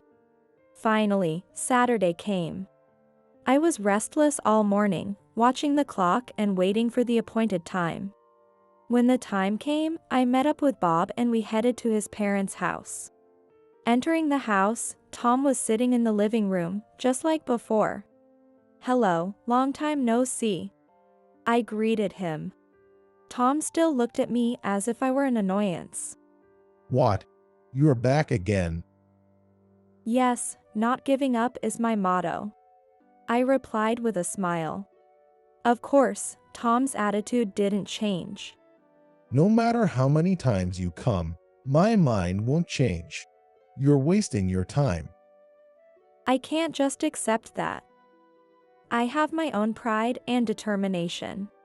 Hearing this, Tom's annoyed demeanor shifted to a dismissive one. Do whatever you want. So, do you have something to say? I once again voiced my request to marry. Yes, please allow me to marry Bob. No, I won't let my Bob marry a poor person. The expected response came. I've said it many times, but we are not poor. Are you really that wealthy, Tom, to be calling people poor? It was time for a counterattack. I challenged Tom with a question. What did you say? I took over my father's company, which had 20 employees, and expanded it to include subsidiaries with 2,000 employees. That's 100-fold increase. How can you say that I, the president of such a respectable company, am not wealthy? Oh, really? And Are you mocking me? Our annual sales have increased from $1 million to over $100 million now. Isn't that just about the company? That's not your money, right? Exactly, it's the company that's big, not you. I hurled the argument I had been brooding over since the furious drive home at Tom. It hit a sore spot, and Tom started yelling. What are you trying to say? Stop taking me lightly. If you want to convince me, prove that you're wealthier than me. Is money the only measure of a person? That's not right. The value of a person is not measured by money. As I countered, Tom's voice grew even louder. That's something a poor person would say. If you're so desperate for money, just say it. I'll give you the money, but don't ever come here again. That sounds exactly like something a nouveau riche would say. It suits you perfectly. Hey, Emma, stop it. Dad's embarrassing himself, just stop. Bob tried to intervene as Tom and I escalated. Stay out of this. No, this is fundamentally about me and Emma. Shut up. I need to make this poor girl understand my greatness. As Tom grew more agitated, I showed no signs of backing down. Exactly, I need to put this know-nothing in his place. I won't marry until this is settled. Really, we came here to announce our marriage. How did it come to this? Bob was at his wit's end. What a rude girl. I'd like to see what her parents are like. Oh, is that so?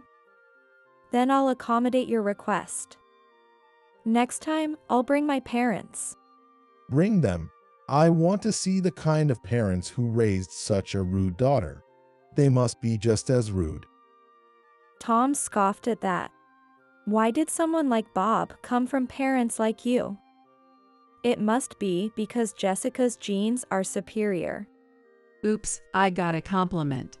Thank you, Emma. Jessica was delighted. Hey, why are you happy about this? After scolding Jessica, Tom turned to me. Enough. You're not worth talking to. Let's have a thorough discussion when your parents come. A daughter like you doesn't belong in this house. What an outrageous thing to say. But before I could get angry, Bob was furious. How dare you say such things? I no longer consider you a parent. I'm cutting ties with you. Should I get a divorce too? You're always saying such awful things. I don't want to be with you. Jessica nonchalantly threw that in too. When I got home, I told my parents everything that had happened. After hearing it all, my father sighed and said, So it has come to this.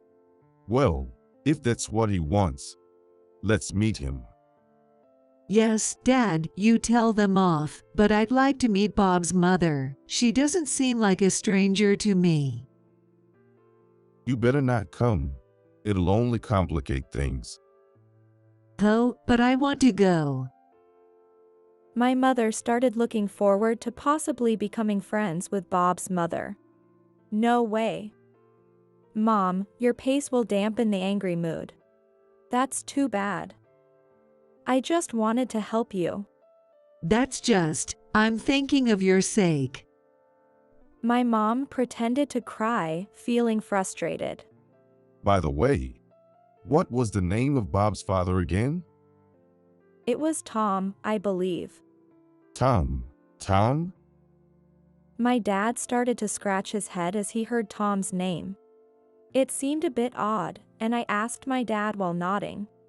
Yes, that's right. Dad, do you know him? No, something is nagging at me. It's right on the tip of my tongue. My dad continued to look puzzled. Come on, are you getting senile? Mom joked. Oh, that's right. It's that guy, that jerk. It seemed he finally remembered. Wait, he knows him? The world seems large, but is unexpectedly small, and I was surprised by such a coincidence. What, Dad, you know him? Well, yes. Something like that. Now then, Emma, can you contact Bob's dad for me? Sure, is next Saturday okay? Yes, that's fine. Also, I'll be a bit late. So can you go ahead first? What? Aren't we going together? I was surprised to hear we wouldn't be going together as I had assumed. Hell, the main character should make a grand entrance at the end. All right, got it. I didn't know what Dad was planning, but I decided to leave it to him. And then the day of the showdown arrived. I'll be a bit late as planned. I'll contact you when I get there. Hang in there until then.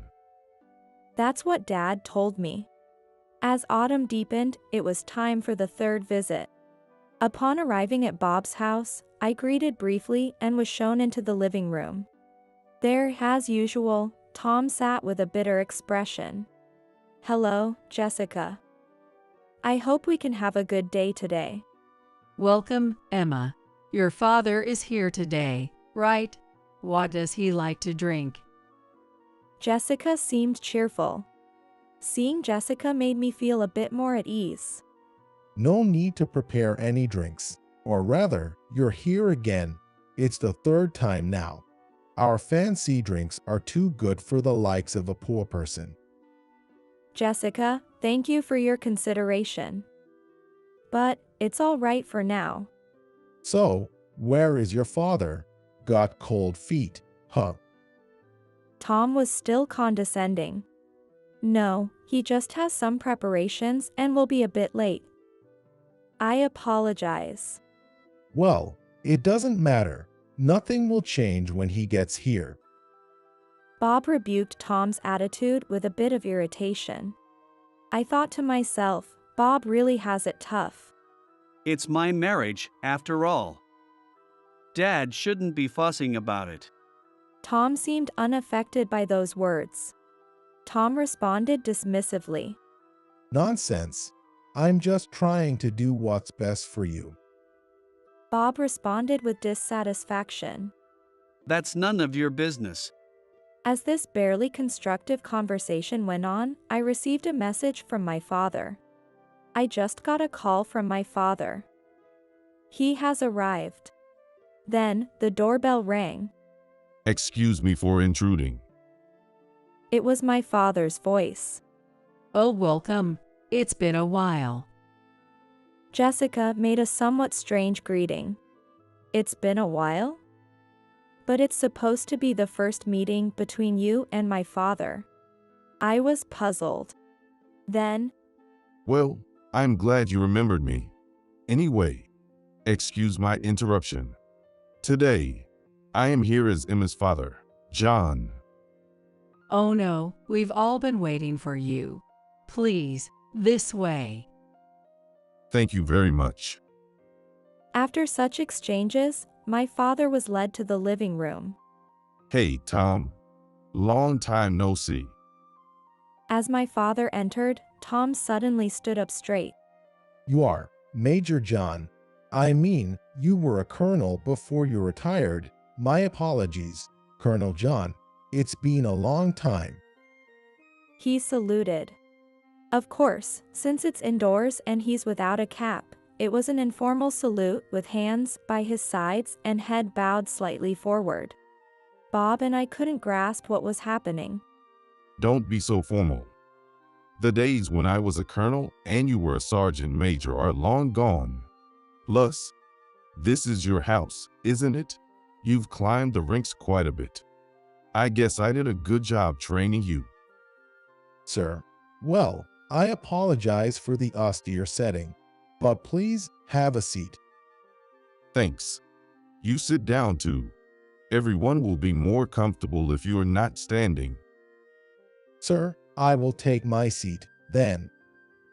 Saying this, Tom sat down, but unlike before, he was sitting formally on his knees. Dad, you know Bob's father? This situation was so unexpected, I had to confirm. Yes?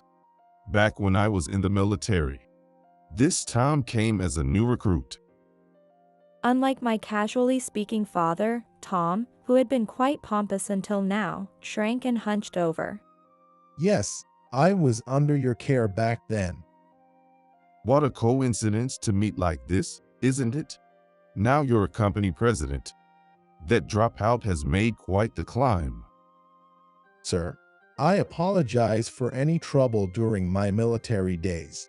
After leaving the military, I took over my father's company, and with everyone's help, I got to where I am today. Tom was apologizing repeatedly throughout the conversation. He's like one of those nodding toys. Unperturbed, my father indulged in nostalgia. That bungling recruit has become a president. Her. Good for you. Sir, can we please not talk about the past? I actually wanted to hear more about those old days. I asked my father, "Hey, is a sergeant major important? You were a colonel, right?" Yes, a sergeant major would be like a department head in a company. I was, well, a higher rank than that. Tom nodded vigorously. Sir, I had no idea that Bob's partner would be the daughter of Colonel John. My father chuckled warmly. Drop the ranks. I'm retired now. Just a civilian. To that, Tom responded with embarrassment. Sir, I will keep that in mind. And so, my father straightened up a bit, almost looking down on Tom, who was cowering. I've heard various stories from my daughter. Ever since then, you've had this strange fixation with social hierarchy. I told you to stop it, but you are still at it. And I hear you've been looking down on my daughter, calling her poor? Exactly right. Tom shrank even more. Yes, I am truly sorry. No, since I retired, I've been involved with a company you might have heard of, called as Heavy Industries. Yeah, that's the company that makes tanks like the ones you use to drive. The president is my cousin, and we have ties from the military. Now, I'm the director and head of the technical development department. Again, my father mentioned a connection. That made Tom's eyes widen. What? As Heavy Industries? Yes, that's right. If I remember correctly, Our company and yours had a business relationship. Yes, as Heavy Industries is a major client of ours, and we are always very grateful for their business. I didn't come here to talk business, but it seems we might need to reconsider some things. The pressure from my father looking down was palpable, and Tom bowed his head even more. For me, who had been looked down upon and even told he wanted to see what kind of parents raised such a person, it was truly a refreshing moment. No, that would be very problematic. At that response, my father's tone became a bit harsher. Then, shouldn't you as a parent be blessing Bob and Emma's marriage? We're not as poor as you claim. Yes, you're right. I'm very sorry for my rude behavior. Tom deeply apologized while still kneeling. That settles it then. Bob, Emma, there's nothing standing in the way of your marriage now. My father looked relieved and turned towards us. Yes. Thank you so much. Bob expressed his gratitude, clearly delighted. Thank you, Dad. I also thanked him. Without my father, this outcome might never have been possible. I really felt grateful that he was there. Tom remained bowed. Jessica seemed to enjoy using the term Sergeant Major Tom as she ordered Tom around with her hands on her hips. Sergeant Major Tom, you will recognize their marriage now. You two? What are you saying? Tom was now subdued. My dad looked at me, gave a thumbs up, and winked. And so, Bob and I were able to have our wedding without any issues. Many of my father's university classmates attended the reception. My father graduated from the Defense Academy. Everyone there, who had held high ranks in the military, teased the standing at attention Sergeant Major Tom. During the wedding entertainment, my father's classmates performed something called the military exercise. Of course, Sergeant Major Tom was in charge of leading it, and he was made to participate at the front. Watching these grown men sweat through the exercise, Bob and I couldn't help but laugh. Since that incident, whenever Jessica has a request for Tom, she calls him Sergeant Major Tom and speaks in a commanding tone. Now, she seems to have the upper hand. I'm living a happy life with Bob. We've been blessed with 2 sons. My father adores his grandchildren and gets all mushy when he sees them. One day, when a friend of my father's from the same period visited, he chuckled at the sight of my father's doting demeanor. The demon John, they called him. Today, as usual, my father and the kids are playing heroes in the garden. Hiya! Miracle beam. BZZZZ. I'm hit. My father and the boys were all covered in mud. Really, such boys.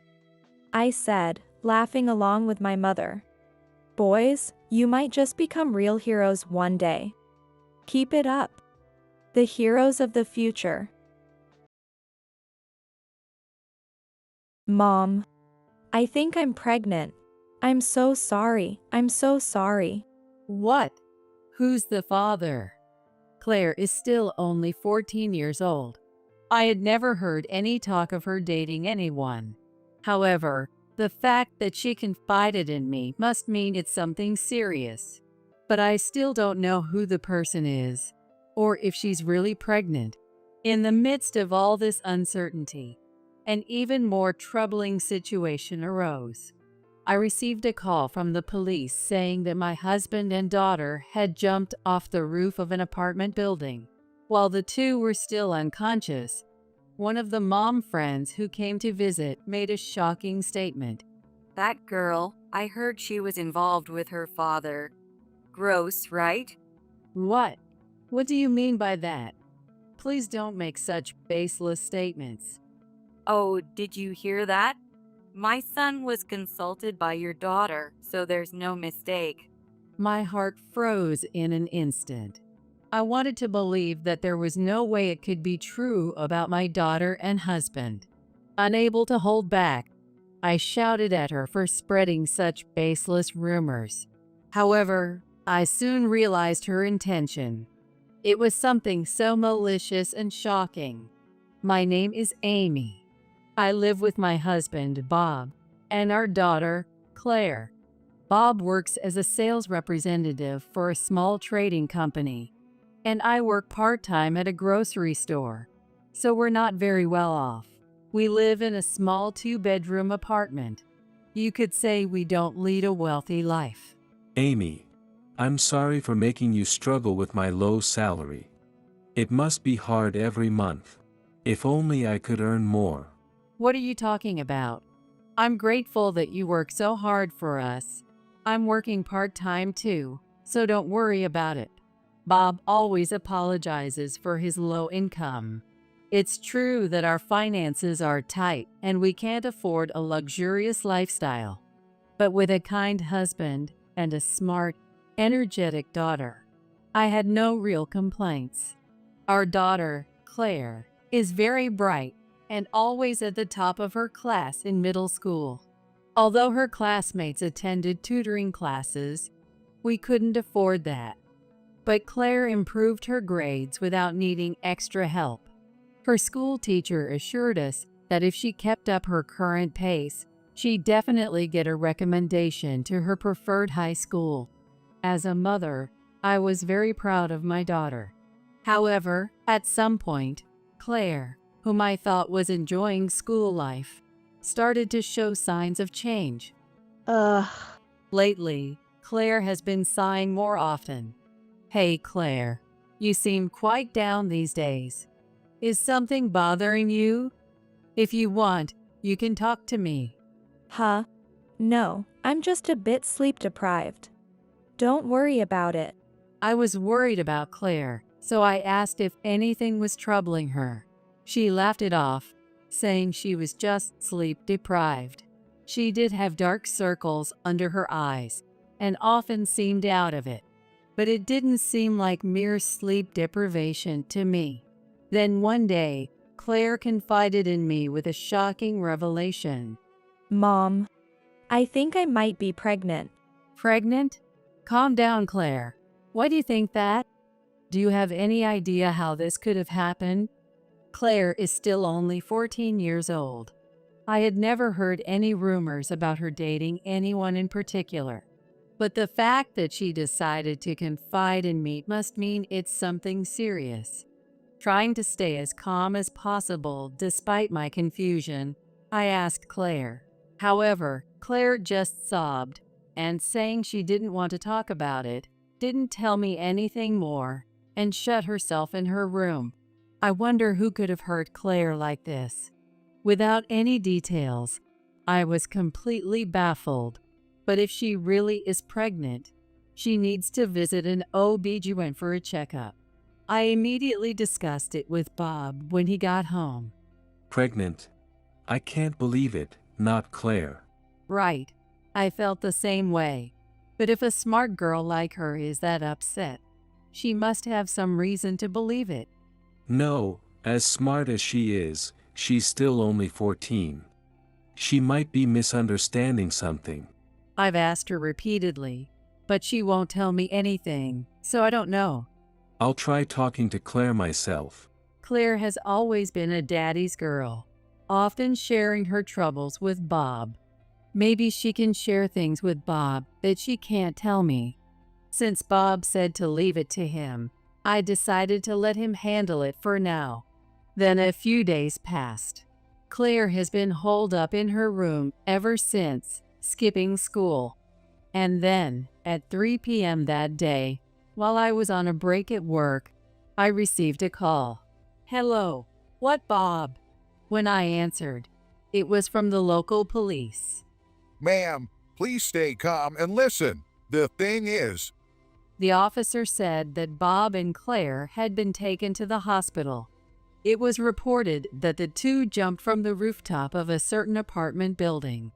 Fortunately, their lives were spared, but both are in critical condition and still unconscious. I rushed to the hospital in a panic. There happened to be some bushes where they jumped from the apartment building, which acted like a cushion. According to the doctor, if it weren't for the bushes, they would have suffered severe injuries and likely wouldn't have survived. While I'm relieved they avoided the worst-case scenario, I'm still worried about the two of them remaining unconscious. I also wonder why they jumped from the apartment. It might be related to Claire's pregnancy, but with both of them unconscious, I have no way of knowing. After the doctor's explanation, a police officer approached me. A witness happened to see the incident, and according to the statement, Bob first pushed Claire off the rooftop, and then he jumped himself. Have you heard if the two were troubled by something? Or maybe they had made some enemies?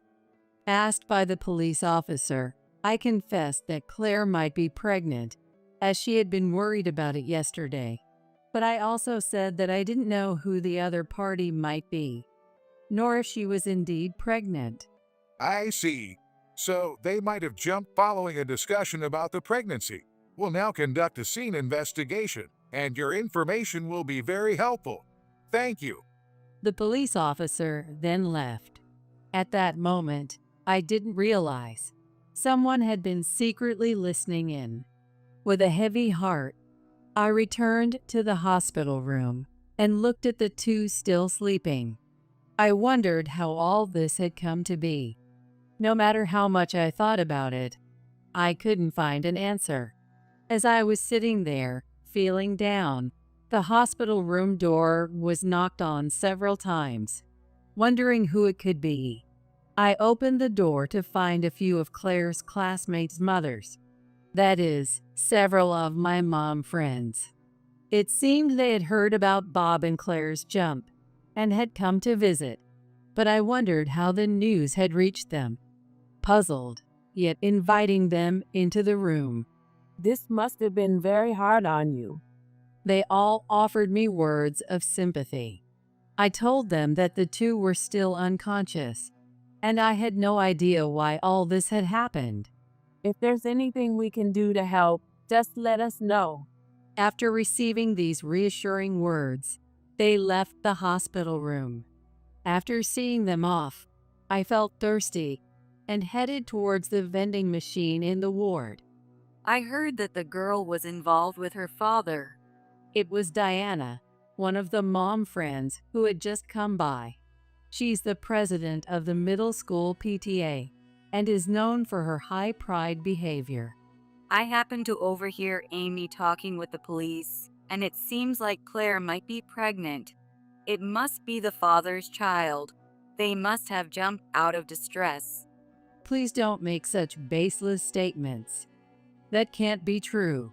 It's just an accusation. I yelled at Diana as she blurted out her assumptions. Oh, you heard that, did you? Caught off guard, Diana showed a flustered expression, but quickly scoffed and then blurted out something outrageous. My son had been consulted by your daughter, so there's no mistake. Your son, Kenny? Diana's son, Kenny, is in the same class as Claire, but I had never heard from Claire that they were close enough to discuss such private matters. Yes, she came to him saying she was pregnant with her father's child, wondering what to do. I understand you don't want to believe it, but isn't their jumping off the building proof enough? What are you saying? Diana and I got into a heated argument at her outrageous claim. The other moms couldn't stop us and just looked on helplessly. Eventually, a police officer who must have been on standby at the hospital came to break us up. Please calm down. You are in a hospital here. She started the argument. I was just telling the truth. I better get going. It's because you're spreading nonsense. Whatever. I've had enough. Poor people jumping off our fancy condo building, such a hassle. I'm leaving now. Diana said this and walked away. It turns out that Bob and Claire had jumped from the condo where Diana lives. I'm sorry for bringing her here during such a difficult time. It's terrible that this happened. The mom friends apologized to me. Everyone seemed puzzled by Diana's behavior. Hours later, sitting in the waiting room, I was called by a doctor. I wasn't sure if it was good news or bad news. Feeling anxious, I entered the examination room and waited for the doctor's words. A police officer was also present, which only added to my anxiety. Your daughter was not pregnant. Really? I was relieved for the moment. But why had Claire thought she was pregnant? Confused, the police officer then shocked me with a statement. It's hard to say this, but we suspect that the two were pushed. Pushed? What do you mean? The investigation at the scene doesn't quite add up to them jumping from the roof. Who would do such a thing to them? We have a good idea who the culprit might be, based on something left at the scene by your husband. Bob's bag was found on the rooftop of the condo, containing only his work notebook and wallet. Bob's phone wasn't left at the scene. Could he have forgotten it at home? I'll have to check it home, but Bob always carries his phone with him. I see.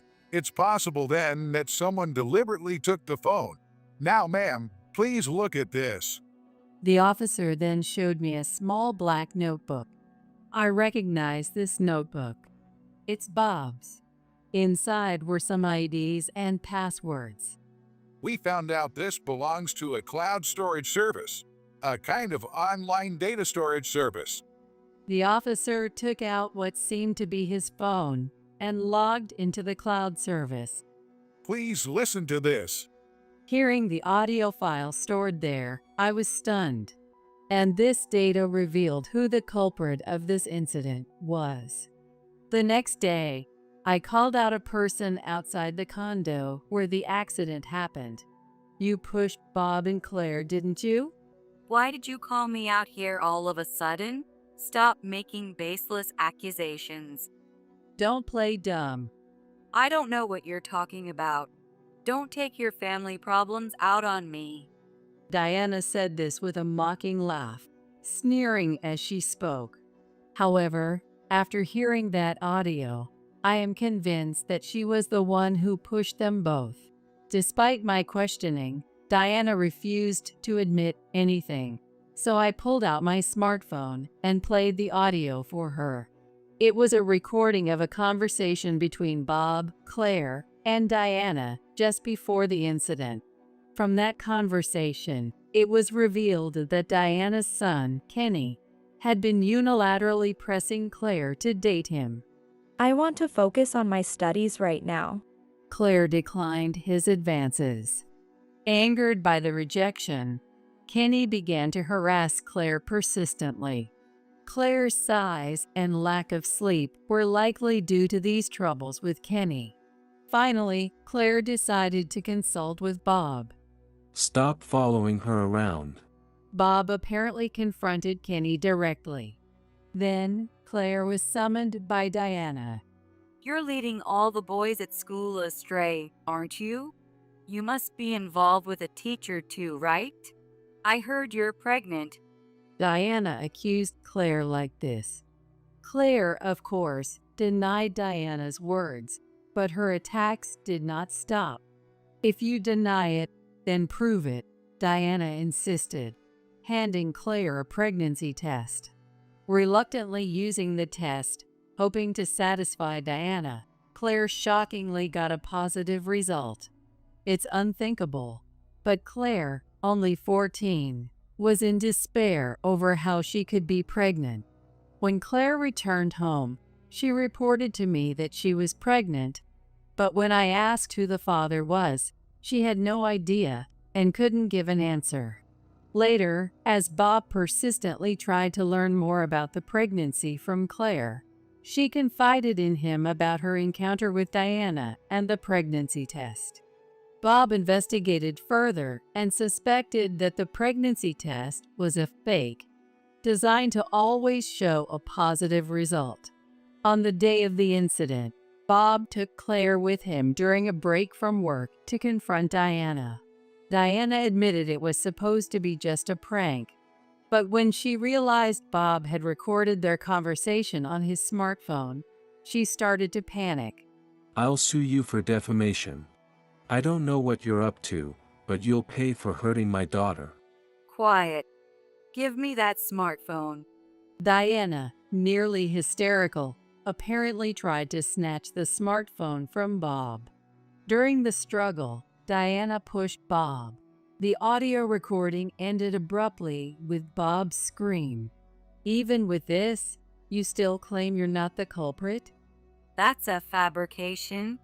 Modern editing technology is quite impressive, isn't it? Diana bravely claimed the voice in the recording wasn't hers, though her demeanor clearly showed she was panicking. There's more evidence. At that moment, the police officer handling the case appeared. I had asked him to be on standby nearby. The police had doubts about the witness statement claiming someone had fallen from the condo rooftop. After all, the witness was Diana herself. It's a high-rise building. Normally, even if trees acted as a cushion, one wouldn't survive a fall from that height. The police, suspecting Diana's testimony, checked the rooftop security cameras and found no footage of Bob and Claire going up there. However, fingerprints from you, Bob, and Claire were found on the railing of the cafe terrace on the 3rd floor. It's normal for my fingerprint to be there since I live here. That's odd, because that day was the cleaning day for the building. In the morning, the cleaning staff thoroughly cleaned all handrails. So why were your fingerprints found? The officer pointed out that the fingerprints discovery after the cleaning indicates that the three of them were on that terrace that afternoon, a definitive proof of their presence. It's all your daughter's fault. Seemingly resigned to no escape, Diana finally admitted to the crime. Her admission was, to say the least, shocking. Diana admitted that after seeing Bob pushed off, a shocked Claire leaned out from the terrace to follow her father, and Diana pushed her too, intending to silence her. After pushing both of them, Diana regained her composure and went downstairs to retrieve Bob's smartphone. The phone was already damaged, but she took it with her just in case, worried that the data might be recovered. However, Diana didn't know that the data was being synced and saved in real time to the cloud. After the crime, it was Diana who moved Bob's bag from the cafe terrace on the 3rd floor to the rooftop. It seemed that jumping from the rooftop, rather than from the 3rd floor, appeared more like a natural way to take one's life, which is why she staged it that way. Diana had long been irked that Claire, who did not attend tutoring, was outperforming her son, Kenny, academically, and she harbored a grudge after her son was rejected by Claire.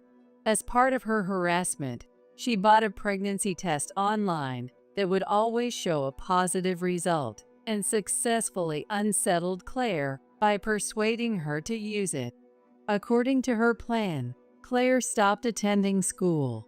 If Claire was absent, her son could become the top student at school. Driven by such a petty motive, Diana deceived Claire.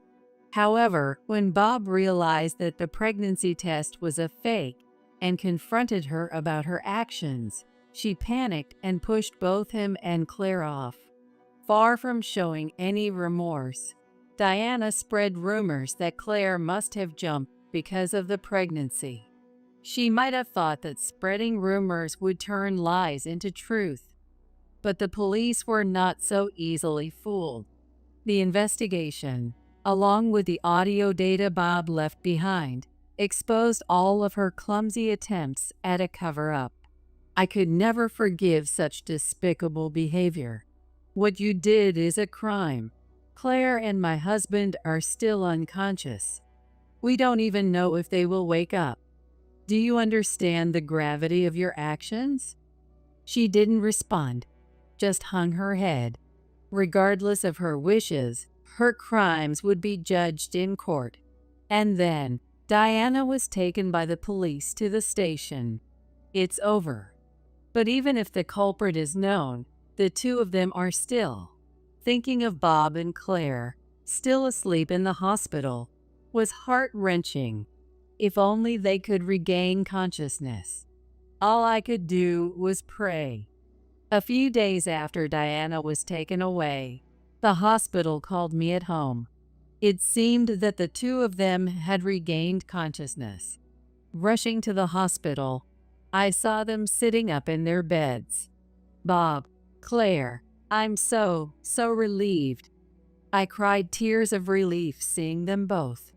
According to the doctor, fortunately, they showed no signs of lasting effects and were told they could return to normal life with some rehabilitation. While they would have to stay in the hospital for a while longer, their discharge wasn't far off. Later, Diana was arrested for attempted murder. Even during the police interrogation, she was screaming that she was not to blame and showed no signs of remorse. However, despite her lack of remorse, the trial resulted in a prison sentence for her. When her imprisonment was confirmed, she broke down, crying uncontrollably in public. Following Diana's arrest, both the school and the education committee were thrown into chaos. Her husband, who had been the PTA president, was forced to resign, and their son, Kenny, had to transfer schools. It seems Diana and her husband divorced, and when she is released from prison, no one will be there to pick her up. We had been instructed to have no contact with her ever again, so after her release, she is planned to move to a distant prefecture. We may never meet Diana again, but I hope she reflects on her rash actions. Meanwhile, our family has grown closer than ever since the incident. Mom, I'm sorry about that time. I couldn't come clean right away. Claire apologized for not having disclosed the circumstances under which she was given the pregnancy test. Possibly because Diana and I were friends among the moms. It seems that made it harder for Claire to tell the truth to me than to Bob. It's okay, don't worry about that. I'm just happy to see you both safe and sound again. Both were fully recovered and looked healthy. Claire, trying to make up for the time she missed, was studying harder than ever. She apparently wants to become a lawyer. I want to become a lawyer who can fight against people who deceive others, like Kenny's mom. I can't believe I was tricked by such tactics. I'll never let that happen again. Claire was passionate about her future dreams, unable to forgive herself for being deceived by such malicious tactics. Despite everything that happened, she never gave up. Instead, she found her own goal, and I am proud of Claire's strength. We may not have the wealth to live in a high-rise condo like Diana, but we have something much more important in our family: the bonds of family and trust in each other. Ironically, the incident allowed us to reaffirm these values, which are more important than money.